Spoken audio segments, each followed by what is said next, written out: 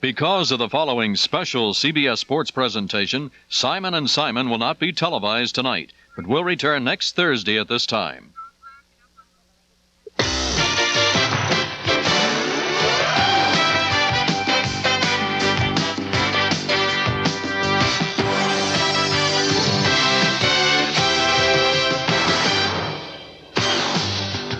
The Lakers and the Celtics in all those memorable wars. It was Jerry West's jump shot, John Havlicek's determination, Wilt Chamberlain in the middle against Bill Russell.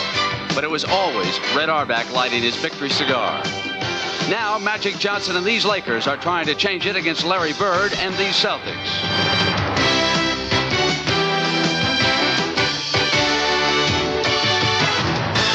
The Lakers arrived here late from Phoenix, used this hotel ballroom to install their game plan. And once they hit the parquet floor of the Boston Garden, they never stopped running. Kareem Abdul-Jabbar shook off the effects of a migraine headache, poured in 32 points. And for the Celtics, the frustrations continued to mount. Round one of this NBA championship series belonged to Magic Johnson and the Los Angeles Lakers.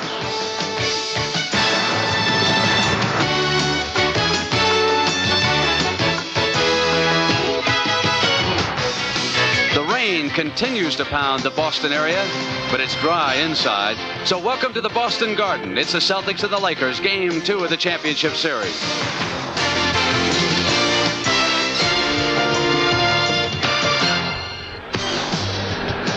You step inside the Boston Garden and time seems to stand still. This arena was built back in 1928. Winston Churchill once spoke here, and for all I know, he probably smoked a cigar here long before Red Auerbach. But this building houses more memories than any arena in the NBA. They have saddled 14 champions in Celtic green, and the honor roll here reads like the Hall of Fame. Cousy, Sharman, Russell, the Jones boys, Heinsohn, Luskatov. And on this miserable rainy night here in New England, even an obstructed view at the Boston Garden is a very cherished possession. You see, they have come to cheer for their favorite. His name is Larry Bird, and they think that he will get the Boston Celtics even tonight. But the Los Angeles Lakers have their own Superman. His name is Magic Johnson, and already he has led his team to one victory in this NBA championship series. So coming up now from the Boston Garden, CBS is pleased to bring you game 2 of this championship series. It's the Lakers and the Celtics.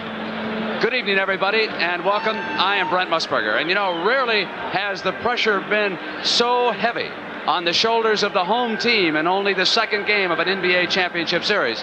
But since 1975, only one team prior to the Lakers this year had broken through and won the first game on the road. That was the Lakers. 2 years ago, they did it in Philadelphia, and they won that championship from the 76ers. If the Celtics lose here tonight, they would go out to the West Coast, trailing the Lakers 2 victories to none. That is something they do not want. Now let's go down to the floor, and the man who will call the action for you, Dick Stockton. Dick? Thank you very much, Brent. You know, before game number 1 on Sunday, Kareem Abdul-Jabbar, the giant 7'3" Lakers center, awoke with a migraine headache, and there was hardly dancing in the streets in Los Angeles. Well, the migraine was massaged away, and Kareem massaged the Boston Celtics. He dominated his battle with the Celtics center Robert Parrish, and Los Angeles won that first game. Kareem has no such migraine problems in this game today. 2 other points. James Worthy of the Los Angeles Lakers, who can leap the court in a single bound, it seems. It symbolizes their great quickness and speed. And Larry Bird, who's the heart and soul of the Boston Celtics, did not have a typical Larry Bird game in the first contest. He scored well, he rebounded well, but he did not shoot well. And therein lies the Laker game plan. As I bring in my analyst and partner, Tommy Heinsohn, who played on 8 Celtic championship teams and coached 2 more. Pat Riley had a good game plan. Will he follow it again, and what was it? It certainly was a good game plan, Dick. What he did was pack in the defense against the power inside, close-in game of the Boston Celtics, and he dared the guards of the Boston Celtics to beat him. It didn't work for the Celtics. It certainly worked for Pat Riley. I think we're going to see more of that today. We're also going to see the fast break. Both teams use it. It's perhaps the most exciting maneuver in all of basketball. And, of course, as you know, it's been a Celtic tradition throughout their dominant years. And now the Los Angeles Lakers have elevated this fast break to new heights, Tom. High praise from the coach of the Boston Celtics, Casey Jones, says the Laker fast break is the best he's seen in 15 years. The object of the fast break is to get the ball up quickly before the defense can get up themselves. Magic Johnson, the perfect middleman to advance the ball, does an outstanding job, and James Worthy, the super big, fast, big forward. Here's Magic Johnson going to come in with one of his other attributes, rebounding, and watch them advance this ball quickly against only two of the Celtics as Worthy swoops in for the clincher. Tommy, Brent talked about the pressure, obviously, on the Boston Celtics because they lost the first game at home. Are they behind the 8 ball really now? Well, you tend to take a win like that with a little bit of complacence, I think.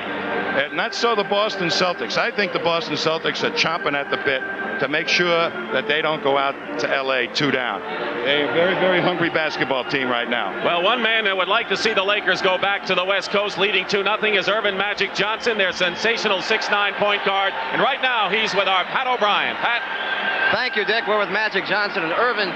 The Celtics have been talking about slowing you down all week. Is that possible? Well, I think in order for them to slow us down, they have to shoot a very high percentage. And we have to wait and see what happens. But if they continue to miss, then I think our running game will still be very effective. Boston's also been talking about this being a more physical series. Is that possible? It could be. We just have to adjust to that. I think that Phoenix series really helped us because Phoenix played us tough and physical, so maybe we can adjust to anything that Boston be able to do as far as physicalness. Now, you're not going to hear too many people cheering for Magic Johnson here. How does that affect you and the team? Does that get you going more? Oh, yeah. It just gets you up and gets you ready to play. Any place you'd rather be? Well, I like to be in L.A., and I like to be in Lance and say hello to my mom and dad. There he goes, the Magic Man. Let's go back upstairs to Brent. All right, Pat, thank you. Pat alluded to the fact that this could be a more physical game. When I arrived in Boston and read the papers, I thought these two teams were getting ready for a football game rather than a basketball game. All the talk about pushing and shoving. Kevin Locklear, the coach of the Chicago Bulls, again with us. Kevin, how can the Celtics get Larry Bird into their offense quickly tonight and have him light up the board? They have to get him into the offense, Brent. He's the best player they have. He's the greatest passing forward that's ever played in professional basketball. He took 17 shots last game. He's got to take 22, 23. They got to get the ball in his hands almost in the backcourt. Dick alluded to the fact that Kareem had outplayed Robert Parrish. Take us inside that matchup. What happened there? Kareem outscored him by 19. Here's Kareem playing him on defense, pushing him early, and here comes Magic, the double team. It's impossible with a 6'9" guard coming in there to get the ball into Robert Parrish. That's not nice. 6'9" guards. They're supposed to be 5'5". If we look beyond Larry Bird on the Celtics, Kevin, in your opinion, who is the most valuable Celtic? I believe it's Kevin McHale. Pat Riley, the Laker coach, said to McHale, we have nobody to guard Kevin McHale. He had 25 points the first game. We'll see an awful lot of them tonight. I got news, though. The Celtics may not have anybody to guard one James Worthy. You know, Tommy Heinsohn said that maybe the Lakers were a touch complacent. Maybe he's right. Kurt Rambis came to the arena tonight.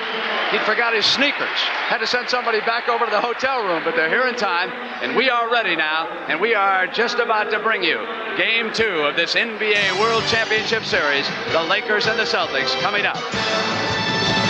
The NBA on CBS. Tonight's championship game is sponsored by light beer from Miller. Everything you always wanted in a beer and less. Mazda and the full line of sophisticated Mazda products. And by IBM and the growing family of IBM personal computers. In this rapidly changing world, even the brightest and best manager in the company may need more than a loyal staff to run a smooth operation.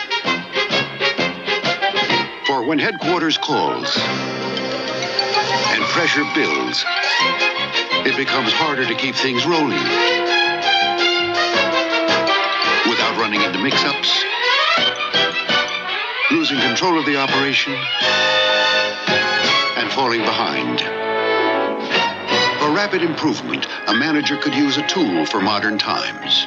The IBM personal computer. For smoother scheduling, better planning, and greater productivity. It can help a manager excel and become a big wheel in the company. The IBM personal computer. See it at a store near you. You've never seen anything like it. You've never heard anything like it. You've never felt anything like it, because there's never been anything like Streets of Fire.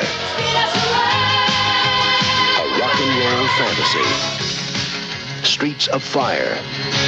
Rated PG. Starts Friday at select theaters. Check newspaper for showtimes. The 169th straight sellout at ancient Boston Garden. Now the starting lineups. First, the coaches. Pat Riley and Casey Jones. They've been head coaches 7 years, respectively. They've been to the title series 5 times.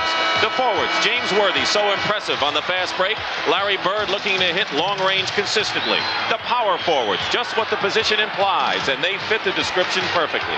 The 2 7-footers, Abdul-Jabbar run round number 1. And the point guards, they're the playmakers. They set up the others. No one does it better than Irvin Magic Johnson. And the other guards, Michael Cooper and Dennis Johnson, their chief asset is defense, but their games go well beyond that. The officials working this game number 2, Jake O'Donnell and Jack Madden, and Paul Mahalik is the alternate.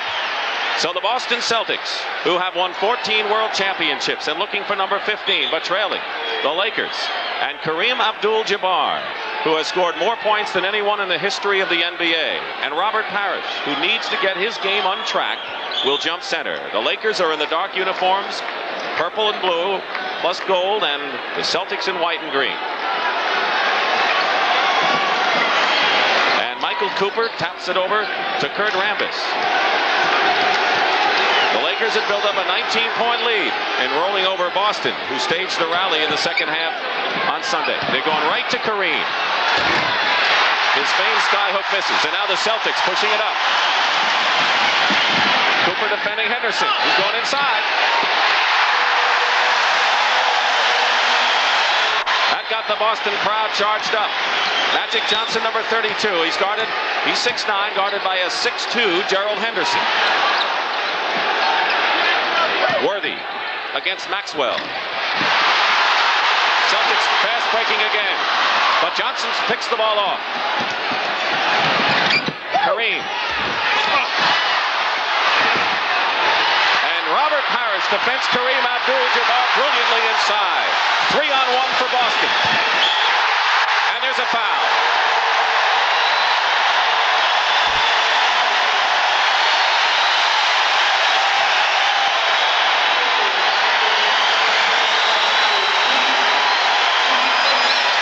Could not have asked Tom Heinsohn for a better start if you're a Boston Celtic fan tonight. Well, we should talked a lot about the Laker fast break, but here the Celtics pushing it right back at the Lakers.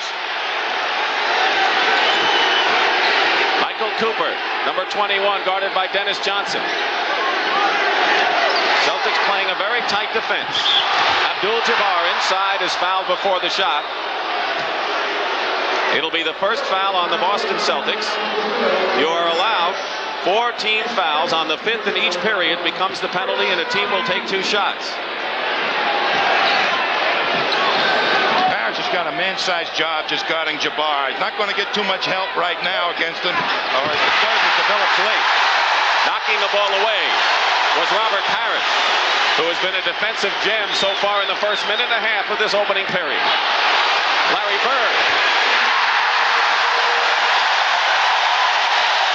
That's what Larry Bird didn't do so much in game number 1, despite his 24 points. 7-0 Boston. They've come out of the chute red hot. Here's Cooper. And the Lakers get on the board with nearly 2 minutes gone by in this first period. Bird, again. He's a man possessed as Pat Riley looks on from the Los Angeles bench. They want to get it going quickly, these Celtics. Here's Magic Johnson. He hit 3 early ones that helped the LA force in game number 1. Lakers normally like to control the pace of the game the first 6 minutes, and here the Celtics are doing it. We have a whistle and a foul. Illegal defense, no foul. That means in pro basketball, when you got to play man-to-man defense, you can double team, but you can't leave a player not guarding anyone. You cannot, definitely. But the Celtics, not the faster team, beating the Lakers down the court right now. That's a warning. The second time an illegal defense is called, it is a technical foul. Kareem Abdul-Jabbar was caught in the middle. Here's Parrish. Over the top, it'll be LA ball. So how do you rate the first couple of minutes so far in which Boston has controlled the pace? I think the Celtics got off to just the type of start they wanted and may have caught the Lakers a little bit by surprise, unlike game one. It was the reverse in game one. Magic Johnson hits his second in a row. They say of all the things Magic does, maybe he's not that great an outside shooter. He's underrated there. Blocked shot by Cooper, out of bounds. It's still LA ball. Well, I think in the initial stages, Dick, both clubs are going to try and pack it in the defense a little bit. We talked about that on the top, and some of the Laker guards and Celtic guards are going to have to hit outside a little bit. After the block, it was Boston's ball. Bird misses outside. Kurt Rambis throws the ball away. One of the things the Lakers didn't do, turn the ball over all that much, although with two fast-breaking teams, you will have your share of turnovers. A couple of days layover is going to produce that, Dick. It requires perfect execution at a quick pace. And a 4-day layoff going to hurt them. Here's Gerald Henderson. That's what the Lakers are doing. Dare the guards to shoot from outside. Maxwell on the offensive board goes up. That's the part of the game, Dick, that the Celtics are so good at. Second effort baskets, offensive rebounding, the likes of Maxwell, Parrish, Bird, and McHale that comes off the bench. So right now, Boston showing what they're made of. Foul was on Kurt Rambis.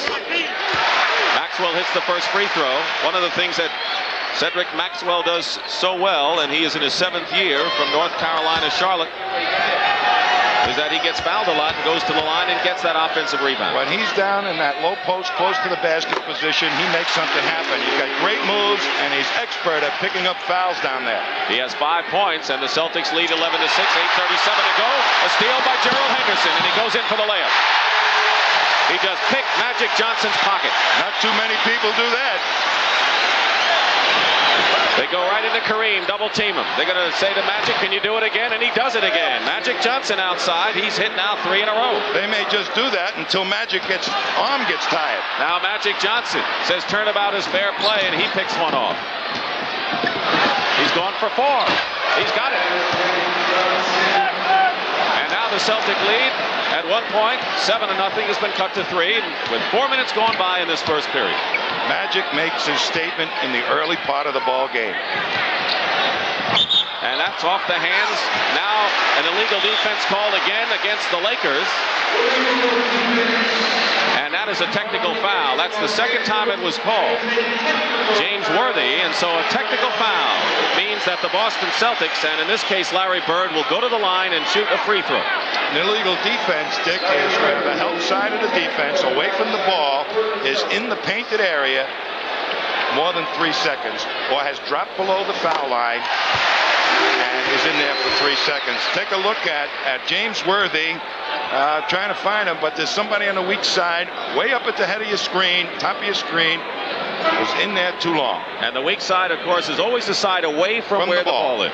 When the ball is on one side of the court, the defense has a tendency to go and sink into the middle. A timeout. The Celtics lead the Lakers by 4.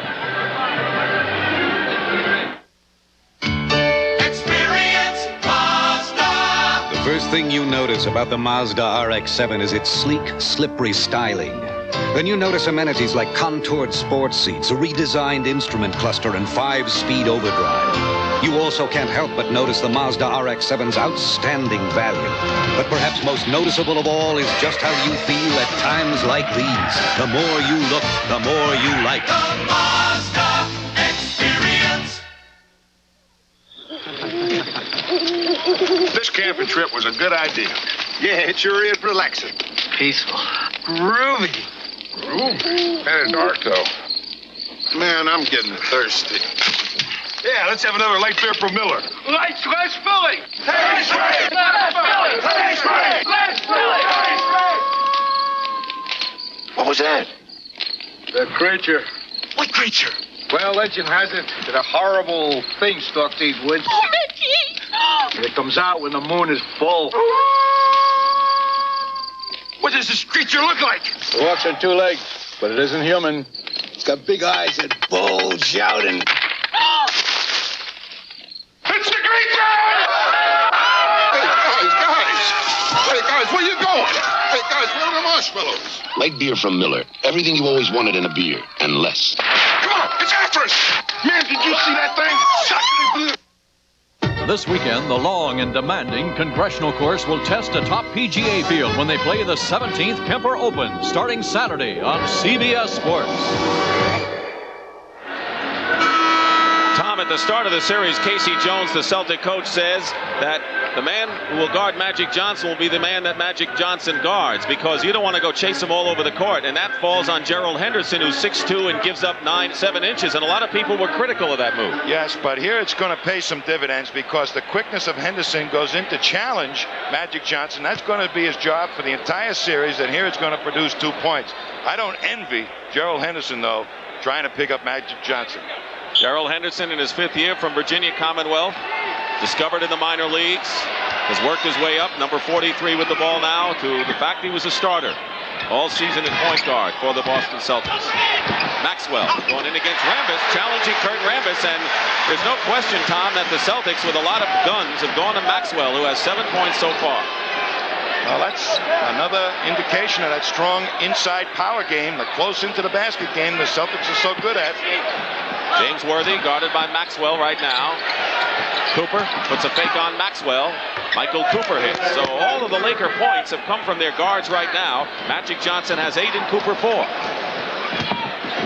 7 minutes and 10 seconds to go in the first period. 4-point lead for Boston. Magic Johnson knocks it away from Dennis Johnson, and Johnson fouls him. They were old nemesis when Dennis Johnson played out in Seattle and went against Magic all the time. 2 big guards going at it, and both have a lot of respect for one another. But that time, Johnson had the measure on Dennis. And he turned down the outside shot. The Lakers right now are taking the outside shot, proving to Casey Jones that they're willing to take it and can hit it. The Celtics are not willing to take the outside shot, it looks like. Here's Magic Johnson. Larry Bird the rebound. So on a missed shot, you get the long rebound and a 4-on-2 straight. That's blocked by Michael Cooper. Kareem now to Worthy. So the Celtics had the fast break opportunity, but Cooper made the defensive play. Abdul-Jabbar over Bird.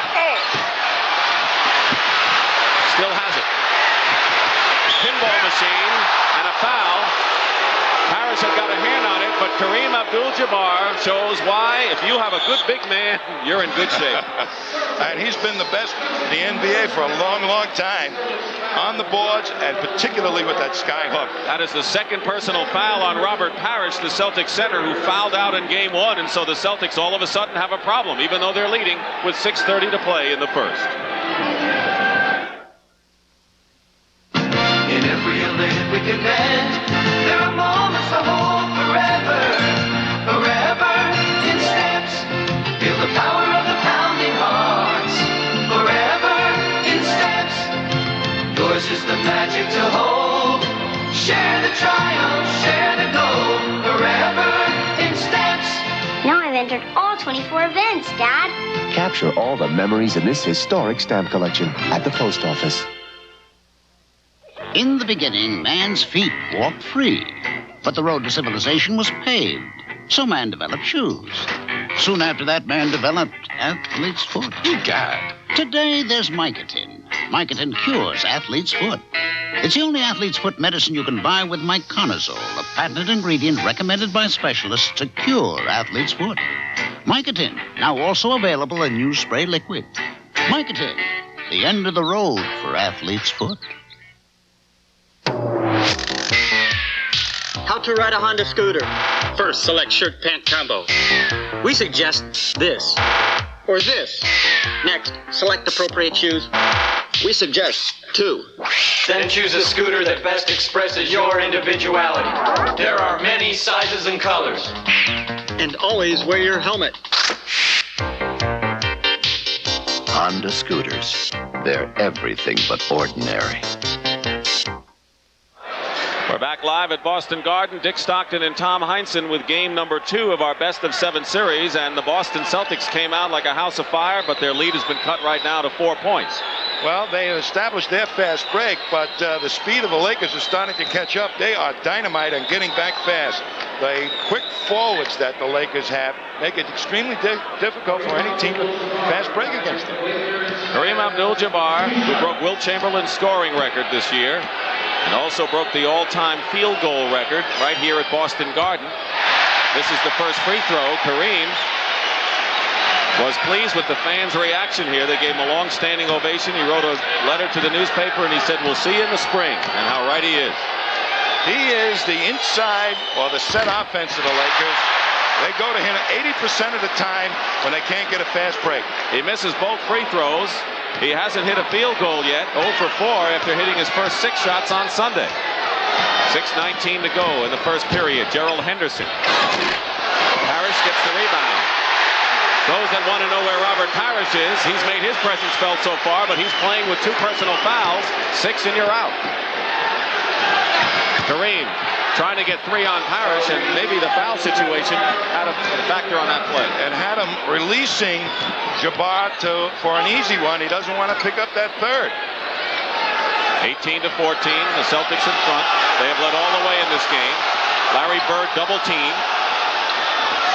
Henderson tries to control it. It's still Boston ball. So the name of the game in this series is double team the big guns. Well, they've got to find the cutters, the Celtics, going to the basket, and they're not open. Dennis Johnson shooting outside, misses, and Maxwell saves nicely to Gerald Henderson, who feeds into Bird. It's still Boston ball.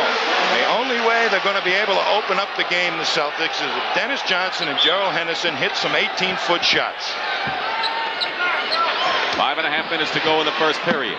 Henderson puts a fake on Worthy, banks it home. Gerald Henderson has 6 points in the ball game. And there is James Worthy, as Tom Heinsohn pointed out at the start, the fastest forward that he has seen, beating everyone down the court for an easy fast break layup. You better know where he is at all times. He did not compete in the playoffs last year because of a fractured leg. A young Colt in this one. Dennis Johnson open. But Dennis Johnson has missed 2 free throws in a row from outside, but the Celtics will go to the line on the foul. They're going to see James Worthy at his best. Here comes the score, but look at how quickly they inbound it. Cooper with his head up, and Worthy with the Jets on his shoes beats all the Celtics up the court. Back to live action, and Maxwell is fouled going in. The first foul was not in the act of shooting. This one is, and he'll go to the line. And coming in for the Celtics is Quinn Buckner, who is an 8-year guard from Indiana and a former defensive halfback on the football team at Indiana. He is a compact, strong defensive player. Kareem Abdul-Jabbar picks up his 2nd personal foul. So both centers, Parrish and Abdul-Jabbar, have 2 personal fouls, and Maxwell shooting. I think Buckner's in there, Dick, primarily to give Robert Parrish some help to get down there and double team Jabbar. He's probably the quickest and the best at it that the Celtics have. 14 fouls against the Lakers, 5 and you're into the penalty, which means 2 shots automatically. Under 5 minutes to go in the first period. Dick Stockton and Tom Heinsohn here at Boston Garden. Kareem double teamed by Maxwell and Parrish. Trapped nicely. Cooper forces it up. But there's Abdul-Jabbar. And there's a foul against the Celtics.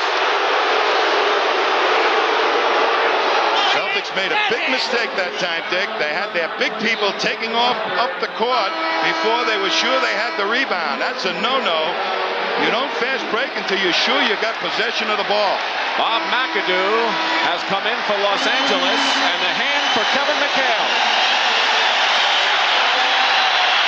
Kevin Lockery talked about McHale as Maxwell goes out having scored 9 points. McHale, the celebrated 6th man off the bench. Danny Ainge is coming in, and so Casey Jones, with this kind of a pace, going to his bench to a great degree early. The fans thought there was a traveling violation, but there is a foul called instead on Quinn Buckner, his 2nd in a row. What the Celtics are doing, Dick, is to harass Magic Johnson with their quicker guards, try to get up underneath them and take the ball away from him. That's a tough assignment. Both McAdoo who had trouble shooting, 2 for 12 on Sunday, is a scoring machine off the bench for the Lakers normally, and Kevin McHale led the Celtics with 25 points, and no team has been able to stop him in the playoffs. McAdoo doesn't have the body to keep McHale off the boards, but McAdoo has that great outside shot that McHale will have to respect. Magic Johnson has scored 10 points for the Lakers, who trailed by 4, 22-18, with 4:25 to go in the first period. 4 12-minute periods. Buckner in the backcourt, along with Danny Ainge. The two have worked well together. Here's Ainge, long-range bomb. I think Casey Jones will go with the guard that shoots the best from outside tonight. He's liable to get a gold star, the guy that can hit 3 outside shots from 18 feet. Cooper misses. Kareem Sky hooks it in. So the offensive rebound by Kareem Abdul-Jabbar, who now has 4 points in the ballgame. Good feed from Bird to Buckner. And here's Magic. It's a 3-on-2 break. Ainge got his hand on it. And they're going to call a Laker foul. And that'll be the 15th foul. And so if it's on Cooper, Quinn Buckner will go to the line and shoot 2 shots. Now, Danny Ainge and Buckner, Casey Jones feel that combination is the best pressing guard core that he's got. And they're out there to really harass and to get back quickly to protect against this vaunted Laker fast break. Is there a team that has the edge in the pace so far? I think both of them are playing it pretty much at the way they like to play it. Boston's not afraid to run. A lot of teams are afraid to run against the Lakers, but not the Celtics. Quinn Buckner misses the first free throw. He played 6 years with the Milwaukee Bucks. He started most of the games last season, but sat on the bench as a role player this year. Coming off the bench is a good defensive backup point guard. 5-point lead for the Celtics. They've led all the way. Scored the first 7 points to start this game, rocking this Boston Garden. James Worthy doubled. Cooper going in on a feed from Worthy. Misses the layup. Good play by the Lakers, but it didn't pay off. Here comes Danny Ainge. Gave up a career in baseball to join the Celtics. Parrish misses. And Quinn Buckner winds up with a loose ball. When he's around, the big guys better watch out. He's a pest. I never saw a guy take the ball out of the hands of the big men more than Quinn Buckner. Bird and Parrish have been in there all the way for the Celtics. Kevin McHale draws the foul going in. Bob McAdoo commits the foul, so just as you said, it's going to be very tough for McAdoo to outbody McHale going in on those inside shots. Well, the inside game of the Boston Celtics, the one close to the basket, is their forte, and McHale, nobody's been able to stop him when he wants to get down in that low post in close. He originally wanted to be a hockey player until he found out at 6'2" he was better off playing basketball. He's an outspoken chap. He says what's on his mind. Sometimes people wince at what he says, but he's honest, and that's the way he feels. Give him a subject, and he'll talk on it for 15 minutes. Celtics lead 27-20, winding down to 3 minutes to go in the first period. McAdoo travels. Turnover, too many steps, Boston ball. McHale challenged the outside shot of McAdoo, made him put it on the floor, not his best move. The Celtics setting up the play on the half-court game now. Worthy is guarding Buckner. They have Magic Johnson guarding Ainge. The fake by Larry Bird. 7 points for Larry Bird, and the Celtics have their biggest lead of the ballgame. Johnson loops it in. James Worthy might have been hit in the face. The Celtics coming back, pulling up his Ainge.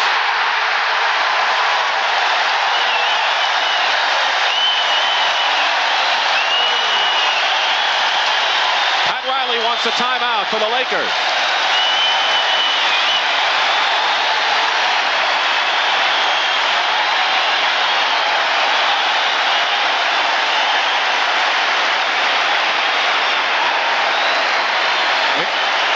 Here's Worthy getting hit underneath, a mighty important player, and I'll tell you, the Celtics are physical underneath there. The slinky, skinny, big people of the Lakers are going to take a little bit of a beating underneath there. It gets really, really muscular. 2:28 remaining in the first period. 31-20. The lead is 11, and this is the Celtic basketball that they've known to play. What about the difference between the East and the West as far as the brand of basketball that were prevalent? Well, people say that the Eastern brand of basketball is more physical, more big bodies like the Rulins, the McHales, those type. And they don't have those big centers out there in the Western Division. Very physical guys that like to muscle in. So, and the coaching kind of tries to use that side of the sport, to use that physique to create contact and free people. So the West is primarily fast break basketball, more finesse. And as we look at Magic Johnson and Kareem Abdul-Jabbar, we want to remind you that coming up on Sunday will be Game 3 of this NBA World Championship Series. It will start at 3:30 as the scene shifts from Boston Garden to the Forum in Inglewood, California. The Celtics and Lakers, game number 3. The first team to win 4 games will capture the championship. And hope you join us Sunday at 3:30 Eastern Time as this drama continues. Well, Danny Ainge, Dick, has come off the bench and provided that 18-foot shot on 2 occasions. He may just be the guy that gets the gold star after this ball game. 2 more, and I'm sure Casey's going to think about it. There's Larry Bird, who ranked in the top 10 in just about every offensive category from French Lick, Indiana. Danny Ainge, who played his college ball at Brigham Young. He was a second baseman hopeful with the Toronto Blue Jays before he said, nope, I think I want to play basketball and I want to play with the Celtics. He's made a pretty significant contribution since he's been with the ball club, Dick. And he's been in a few scraps. Yeah, he's a tough kid. He'll go in and he'll take nothing back down from nobody. The rookie Byron Scott, number 4, who was the first guard chosen in the draft last year, is into the ball game. Here's Bob McAdoo. This is the short shot from the baseline. The Lakers are back on defense, and here's Ainge again.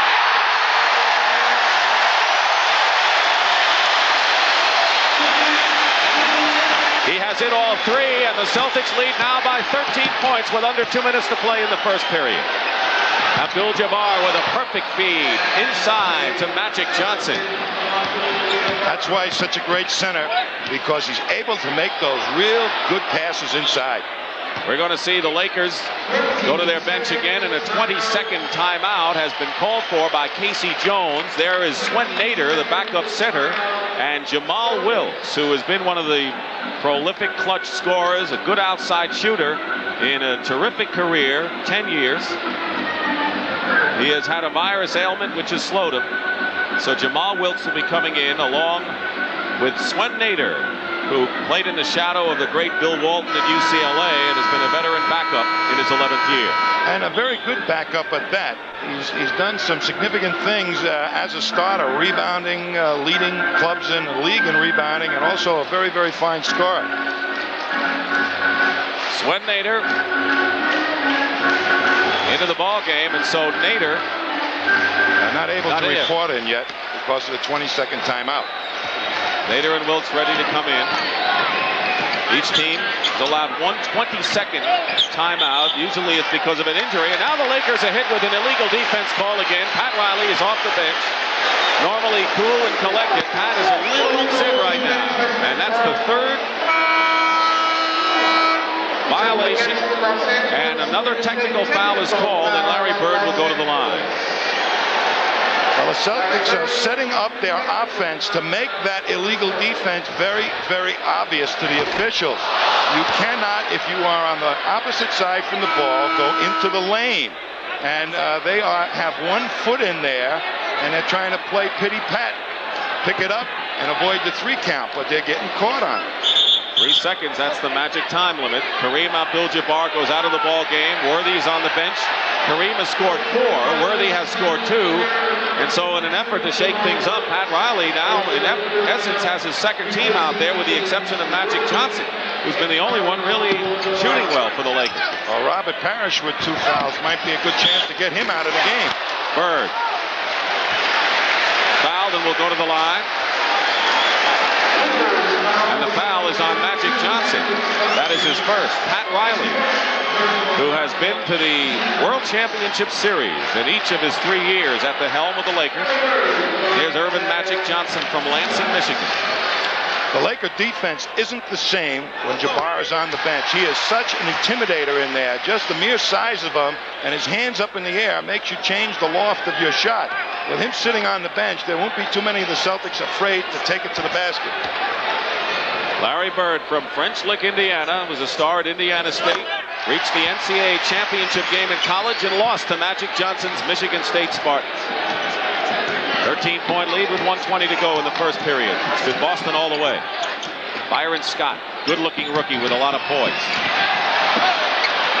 Teams have to shoot within 24 seconds. The Lakers have 8 seconds on the clock. Here's Nader with a hook shot. Bird with position, had it, lost it, and a loose ball foul is called against Larry Bird, I believe. You wonder how this man rebounds. He can't leap. Everybody thinks you have to be a super leaper to be a rebounder, but you do rebound with your head. Good position before the ball hits the rim enables you to get the good rebound. Let's see if we can pick it up on Larry Bird. Has the position already in there. He gets nudged from behind. No foul. Couldn't hang on to it, but I'll tell you, he is a mighty important player for them on the offensive board and on the defensive board, Larry Bird. Byron Scott misses the free throw. He grew up within 14 blocks of the Lakers' home in Inglewood. Was acquired in a trade from San Diego when Norm Nixon, very popular guard, was traded to San Diego. But Scott misses the free throws. Parrish went out of the ball game. He has 2 fouls, and so Kevin McHale is playing the center position. Maxwell is back in, number 31 for Boston. Under a minute to go, first period. Celtics by 13. Bird misses. And Bob McAdoo tears down the rebound. Here's Johnson. And Johnson all the way. Magic Johnson with 14 first period points. And they're going to call Scott with a foul on Buckner at the other end as the pace is end to end. This is the kind of action we expect throughout the series. Here comes Magic up the court. And Buckner gets banged as he was going up for that long pass. Both teams are going to make the other team pay. They're going to try to advance the ball as quickly as it can possibly be done. When Buckner on the line, the Celtics have hit 12 out of 14 from the free throw line.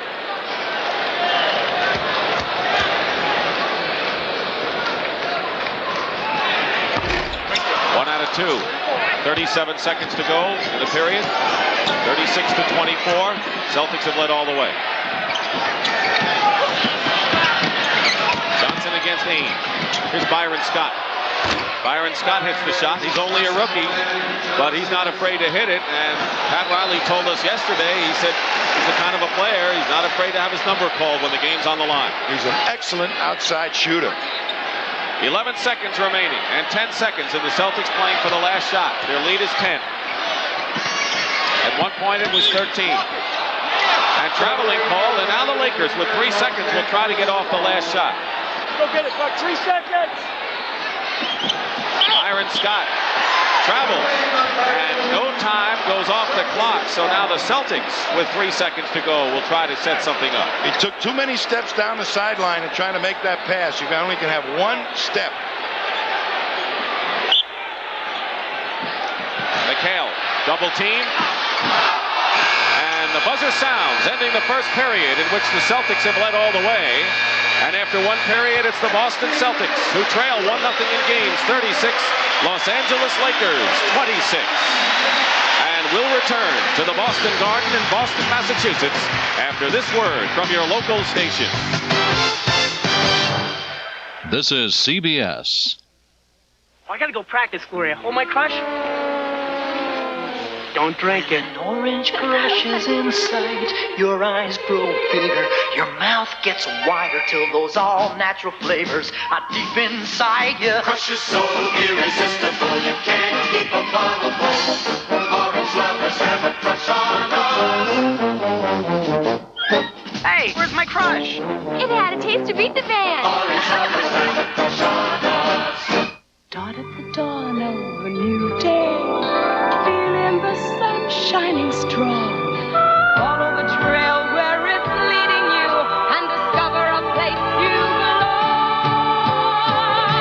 In Ontario, see Ontario.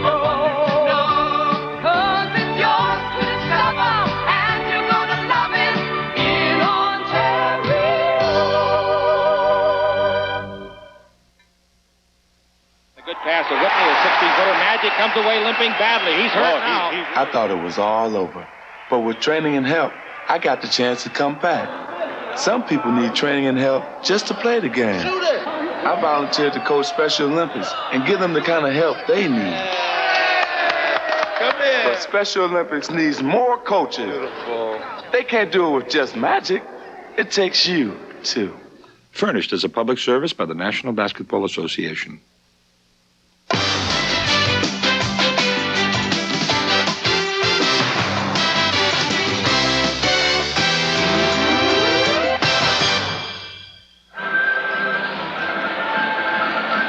Ready for the start of the second period here at the Boston Garden. The Celtics lead the Lakers 36-26. They scored the first 7 points.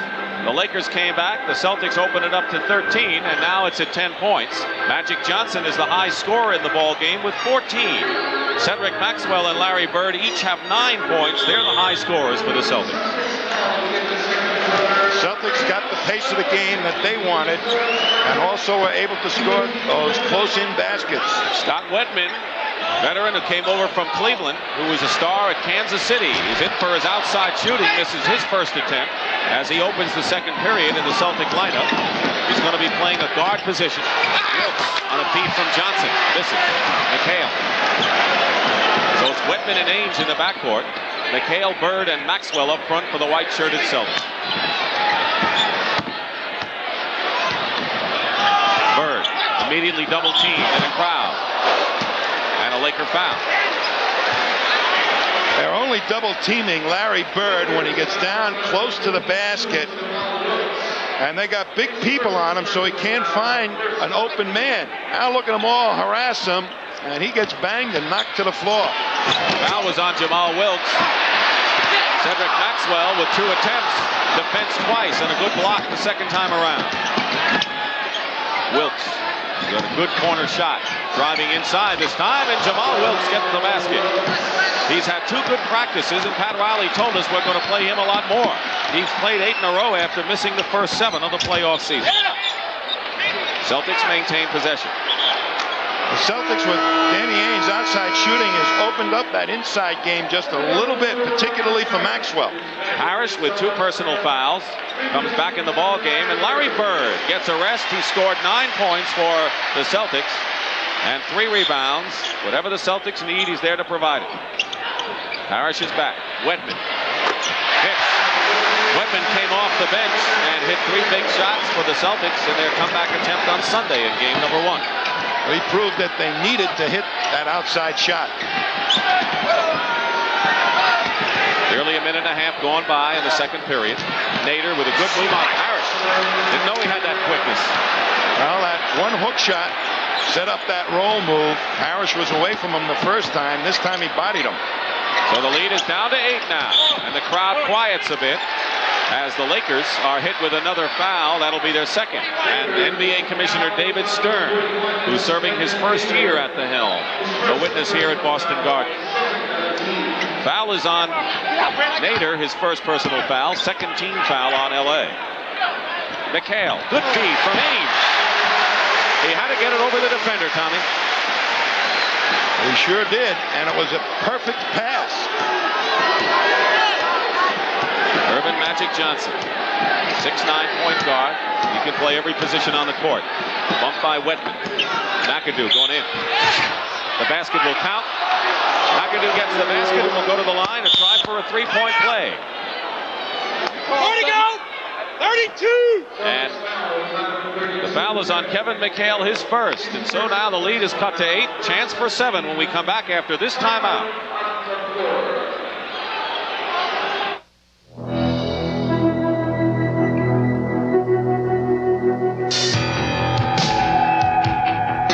The first thing you learn as a professional photographer is don't take chances. It's just not worth it. I'm talking about the paper we have our pictures printed on. Kodak paper. The overwhelming choice of professional photographers. We ask for it for our personal pictures, too. Insist on Kodak paper. Wherever you see this sign, don't take chances. Daytona, 1982, Honda sweeps the Superbike race and wins the Supercross. 1983, Honda sweeps both races. 1984, Honda sweeps the Superbike race and dominates the Supercross. What kind of technology does it take to own Daytona year after year? Find out for yourself at your Honda dealer.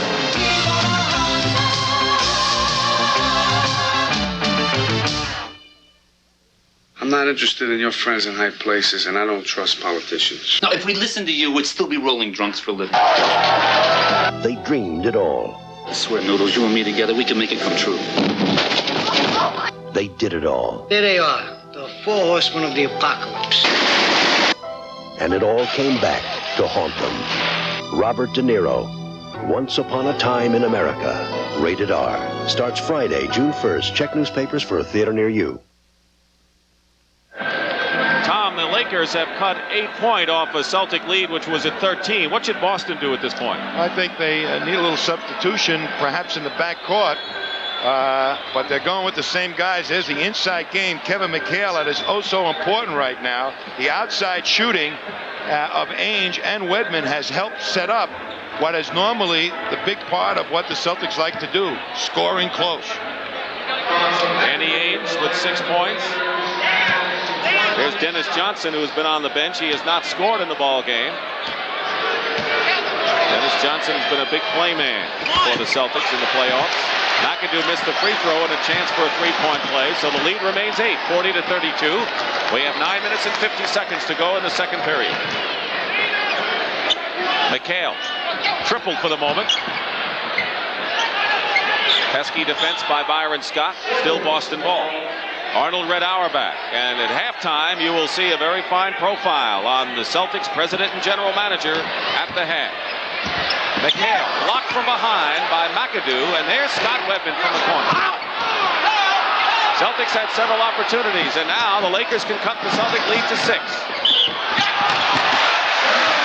And traveling is called on Magic Johnson. That's the 8th turnover of the ball game by the Lakers.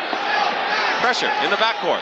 Celtics have their 2 best outside shooters in there now at the guard position, Wedman and Danny Ainge. It is not a running offense, though. No, it's going to be to try and take advantage of their big people. Maxwell getting inside is fouled, and with the goggles adjusted, Kareem Abdul-Jabbar returns to the ballgame along with Michael Cooper. Swan Nader did well coming off the bench for the Lakers. Magic Johnson goes out, and you see Larry Bird getting set to come in the ballgame. And so with Nader in for Kareem, the Lakers actually cut some points off the Celtic lead. Yes, and when that happens for a ball club, that's a pretty good sign that they're well in the ballgame. That bench coming in and making a solid contribution, picking up some points.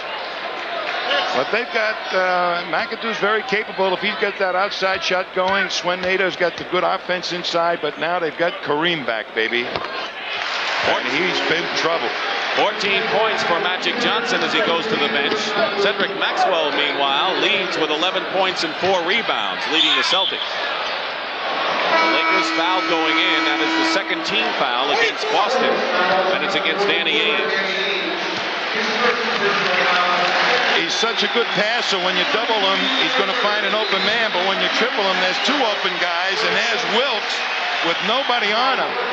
You've got to make sure that people going to the basket aren't wide open when you double team Kareem, because he's going to make you pay the price with a good pass. Jamal Wilkes, who was on a world championship team as a rookie in '75 with the Golden State Warriors, and then of course with the Lakers 2 years ago, made 1 out of 2. He has been a starter, but because of the virus, has had to come off the bench. And there's a pretty good bench for Pat Riley. Scott Wedman hits outside, and so as Tom mentioned, Wedman and Ainge are doing the job outside. They have 10 points between them, and the Celtics are leading once again by 11, 44-33. There's Wilkes. Jamal Wilkes with that patented shot from the corner, and one of the clutch outside shooters the game is known. It's a shame that he's not really been totally healthy, because he is one of their guys that love to take the key shots. 8.5 minutes remaining in the first half. 9-point lead for the Celtics. Here's Parrish. And once again, Danny Ainge threads the needle on a pass inside. It was Parrish for the points. Wilkes in trouble to McAdoo. Plenty of time on the 24-second shot clock, but Kareem said, I'll gladly take a 20-footer. Well, that's some of the LA outside shooting. Kareem Abdul-Jabbar, that's pretty good. Inside, offensive foul called against Kevin McHale. Too much of the elbow. Just threading your way through a double team is awfully difficult. You'll either have to move quickly to the hoop before it develops, or wait till it develops and pass the ball out. 2 personal fouls on McHale. 7 minutes and 52 seconds to go in the first half. Celtics scored the first 7 points of the game. They've led all the way. Cooper is short. Kareem inside to McAdoo. Now the Celtics once again taken off before they were sure they had possession of the ball. Ends up an easy one for the Lakers. Here's Ainge coming right back. Danny Ainge now with 8 points. He has doubled his average of the season, and he has not missed in 4 attempts. Scott gets free inside. Cooper had him, but Scott a little bit too hard off the glass. 9-point Boston lead. And a timeout called by Casey Jones. It's been all Boston Celtics. They lost the first game of the series on their home court. They can't dream of going to LA down 2-0, but we have a long way to go in this one. 7:12 to go in the second. A Hall of Fame story brought to you by Honda. He spent hours jumping rope to develop coordination. Only a second-round draft choice, his greatness spoke not of statistics, but of rare intangibles, the vitality of individual courage. This Hall of Fame story will continue. The standing quarter mile. The V65 Magna is about to attack it. A motorcycle that can turn 65 cubic inches into an incredible amount of horsepower. The Honda V65 Magna.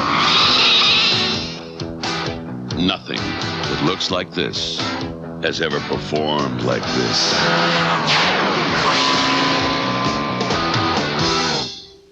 In the final 1970 championship game, a virtually crippled Willis Reed led the undermanned Knicks to victory over the Lakers, a tribute to the heroic tradition of sports.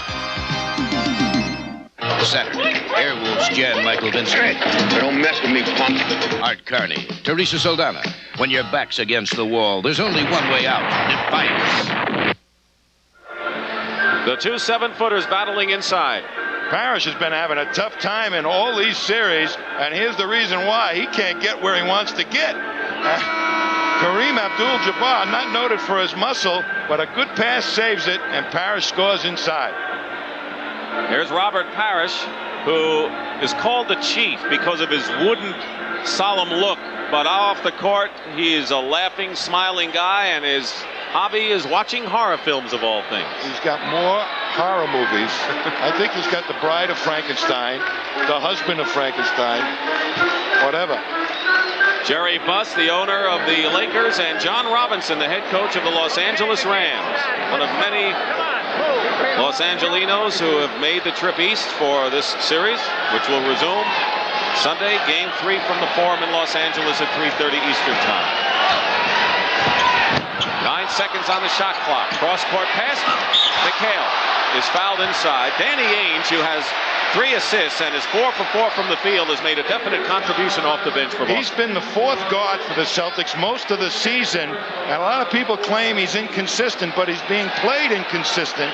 So you kind of expect that, but today, or this evening, he certainly is doing his job.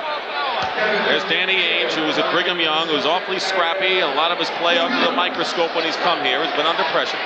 Foul was on Jamal Wilkes, his second. Kevin McHale on the line.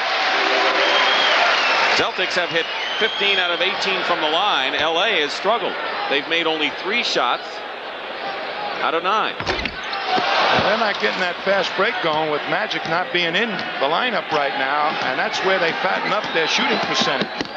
Easy layups. Has Magic been out a long time? Well, he needs a little bit of a rest, but Michael Cooper does not provide that type of passing that Magic does. 7 seconds on the shot clock. McAdoo gets it into Kareem. Here's that skyhook. Danny Ainge comes down with it. 6:38 to go in the first half. 10-point lead. Scott Wedman. The crowd was ready to erupt on that one. And the Celtics maintain control. Wedman. And here comes the break. McAdoo on the outlet pass. The first pass on the fast break. Byron Scott, the basket counts and a foul. Byron Scott. The crowd does not like the call, and that's not a surprise. What a play by Scott. He pushes up quickly at the Celtic defense and angles in on Ainge and kind of hit Ainge in the head. The crowd didn't like it, but he'll be at the line shooting for a three-point play. Dennis Johnson comes in for Scott Wedman, who gets a hand. Wedman scored 4 points.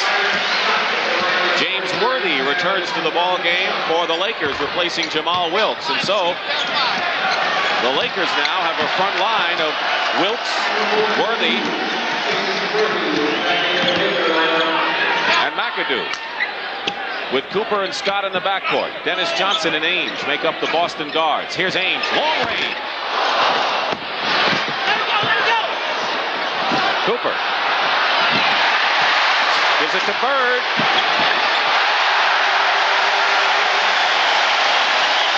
Cooper tried to save it, but he fired it to Larry Bird. And it's a 9-point Boston lead at 51-42 with 5:44 to go in the first half. McAdoo close in. He's dangerous from there. Boy, he keeps finding the right man every single time, Jabbar. Every time he's double teamed, they're getting a good shot out of it, the Lakers. Ainge is wide open. On the other side, McHale draws the foul. Maxwell and McHale have drawn the foul. It's on Bob McAdoo, and for McAdoo, that is his second personal foul. So Irvin Magic Johnson has had his rest. He comes back in the ball game. He went out leading everyone with 14 points, and he still has 14.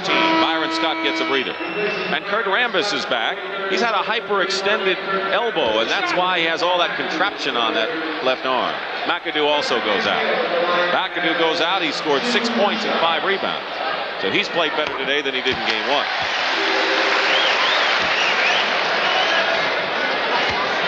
The reason Kevin McHale has been a tough matchup for everybody in the playoffs is because he's got that size and he's got the strength to maintain the position for the rebounds in close to the basket. He's 6'11". Lakers had it cut to 7. It's 9 right now. 5:19 to go in the second period. Michael Cooper going for 3 points. If you can make a basket beyond that white line, circling beyond the foul line, it is a 3-point play. Larry Bird gets the ball away from Rambis, who gives him the shot, and Bird takes it.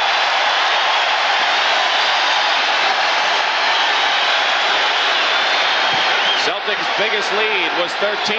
They're up by 11. Johnson.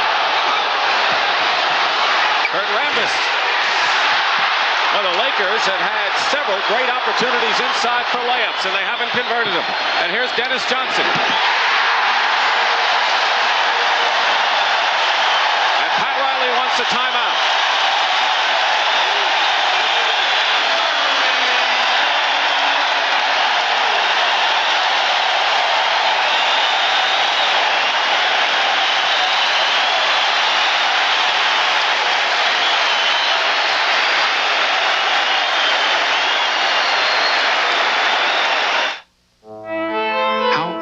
Should your child be before you buy a computer? High school, when he's planning a career? Elementary school, when she can either fall behind or leap ahead? Or preschool, to give him a head start? When you buy is up to you, but Commodore makes the decision easier than any other computer. Because it's a 64, it's very powerful. Because it's Commodore, it's I just got a sporty truck priced like some base trucks. The Mazda B2000 SE5. Look, it comes standard with a 5-speed overdrive, steel-belted radials and spoker wheels, sporty stripes, a step bumper, even dual sport mirrors. Pretty sporty for just $59.95. Sakes alive! Sakes alive! Only Mazda's got a sporty truck with just $59.95. Sakes alive! When I started delivering beer back in 1893, the supermarket was a blacksmith shop. Well, those days are gone. But maybe not entirely. You see this? Today's Milwaukee's best. It's got a smooth old-time taste, old-time quality, and a real fair old-time price. Milwaukee's best. It's just the kind of deal that his great-great-granddaddy would have loved. Introducing Milwaukee's best. Old-time quality at an old-time price. The Boston Celtics have run off 6 straight points, and right now, to find out what's coming up at the half, let's go to Brent Musburger. Brent? Dick, we're writing a new chapter, of course, in these great games between the Celtics and the Lakers, but I thought I'd like to take you back tonight at the half and talk to a man who started it out. The great Bob Cousy will be along. He, of course, played on 6 championships here in Boston, and also we will have a look at the godfather of the NBA. That is Red Auerbach, and Kevin Lockery will be with me. He'll analyze what's gone on here in the first half. Time for action now. Let's go back to Dick and Tommy. Thank you very much, Brent. It'll be Lakers ball with 4:22 to go in the first half. The Celtics, with 6 points in a row, have matched their biggest lead of the game, 13. Worthy loses it to Dennis Johnson. Magic is back on defense, and Johnson loses the ball, turns it over. You know, people call him Magic Johnson without knowing exactly why it was Magic, but it was actually his coach in high school that pinned it on him, and it stuck. And that so often happens with players when they're youngsters. A lot of people thought he had a wand. He did such magical things. He does now. 7 on the shot clock. Kareem. Worthy gets the offensive rebound and gets the points. James Worthy, whose last postseason play was 2 years ago when he was the MVP as North Carolina won the national championship, beating Georgetown. LA felt that if he had been with them last season, they would have beaten the Sixers.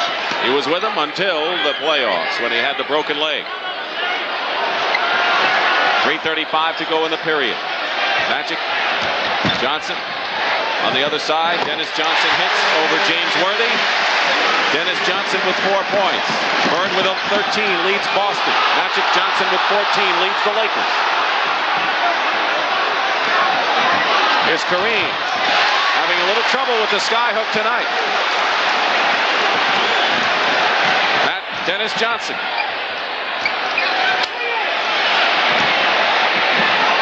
Nearly a steal by Cooper. And here's Bird.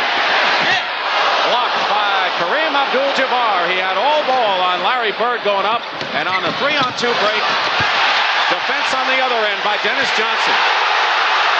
Dennis Johnson stopped the Laker break inside. 2 terrific defensive gems under the basket at both sides. But Worthy muscles his way in.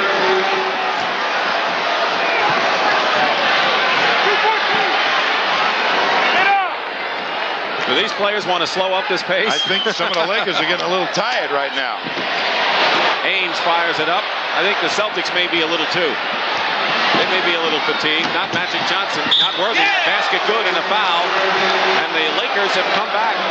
They've cut the Celtic lead to 9, and one of the big reasons is that man, number 42, James Worthy. You're probably more right than I was on who's getting tired, because here comes the Lakers. And not too many of the white shirts back there. They put the heat on the defense of the Celtics with the super fast forward, James Worthy. James Worthy, who made it happen in game number 1. Ainge goes to the bench. Ainge has scored 8 points in the ball game. Worthy has the 3-point play. According to Pat Riley, he has the quickest feet he has seen a forward have. Winding down now to nearly 2 minutes remaining in the first half.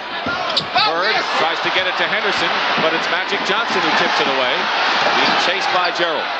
Gerald Henderson. And now Jamal Wilkes hits from the corner, and the Lakers are on a run. Every time they double-team Larry Bird, they're anticipating a pass into the lane, and they're playing it for it, and they're stealing it. Jamal Wilkes may have a shot back, and maybe Robert Parrish too, as the Lakers ran off 7 straight points before that jumper by Parrish. 61-53 with 1:38 remaining in the first half. Dick Stockton and Tom Heinsohn with all the action and plenty of it from Boston Garden. Worthy trapped, and now the Celtics are hit with an illegal defense call from Jake O'Donnell. That's the first one against Boston. So there was a player not guarding a Laker. The second time it'll be a technical in Casey Jones, who never really gets upset at anything. Henderson blocks the pass by Magic Johnson into the hands of Bird and the Celtics. And now Dennis Johnson throws it away. Henderson threw it right into the hands of Wilkes with 1:15 to play. In the hand, Wilkes from Cooper, and the Lakers are burning the Celtics on the fast break and have cut the lead to 6.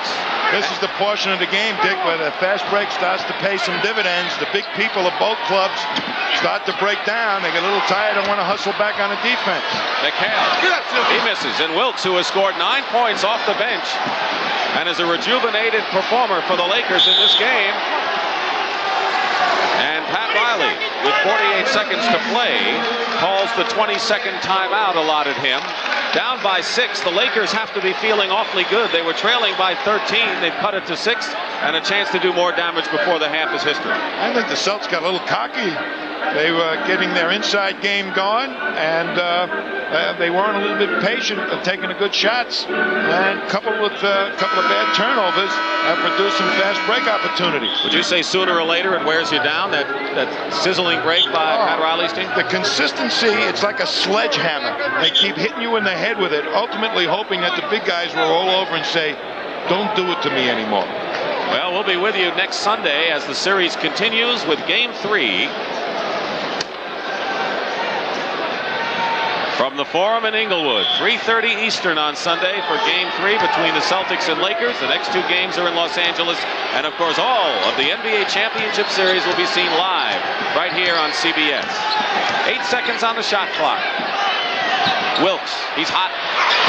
And Wilkes has 11 points off the bench. Boy, what a bonus that is for the Lakers if Jamal Wilkes all of a sudden regains the shooting eye. He's hit his last 5. And he's Magic Johnson's favorite target when he's in there. Celtic lead with 1 13 has been cut to 4. And is concerned on the Boston side. And Kareem knocks it into the hands of Cooper. And here's Worthy. And the Lakers have come all the way back to within 2. And the Celtics are stunned. They're like a fighter that's been knocked down. The buzzer sounds. The Los Angeles Lakers, with a 13-2 run, winding up this first half, have given the Boston Celtics something to think about. It's 61-59 at the half. Boston's lead is down to 2. We'll be back with Brent and the gang coming up. Want to clear out a room full of guys in a hurry? Try this. The Shadow from Honda. People want to listen to it. People want to look at it. And everybody wants to ride it. The Shadow from Honda. Now you know who's in charge. The elements will come to test your spray paint outside where metal needs great protection. When you choose an ordinary spray paint based on price, you pay the price. When you choose Rust-Oleum spray paint, you choose a paint that fights fading and rust longer than ordinary spray paint. So when the elements come, be ready. When others fail, Rust-Oleum won't. The worst thing a vaulter can do is lose his nerve. Because if you don't have the guts to keep going back, you're defeated. 7-Eleven is a major sponsor of the 1984 U.S. Olympic team, giving great athletes like Billy Olson the freedom to become the best. I just keep one thought in my head.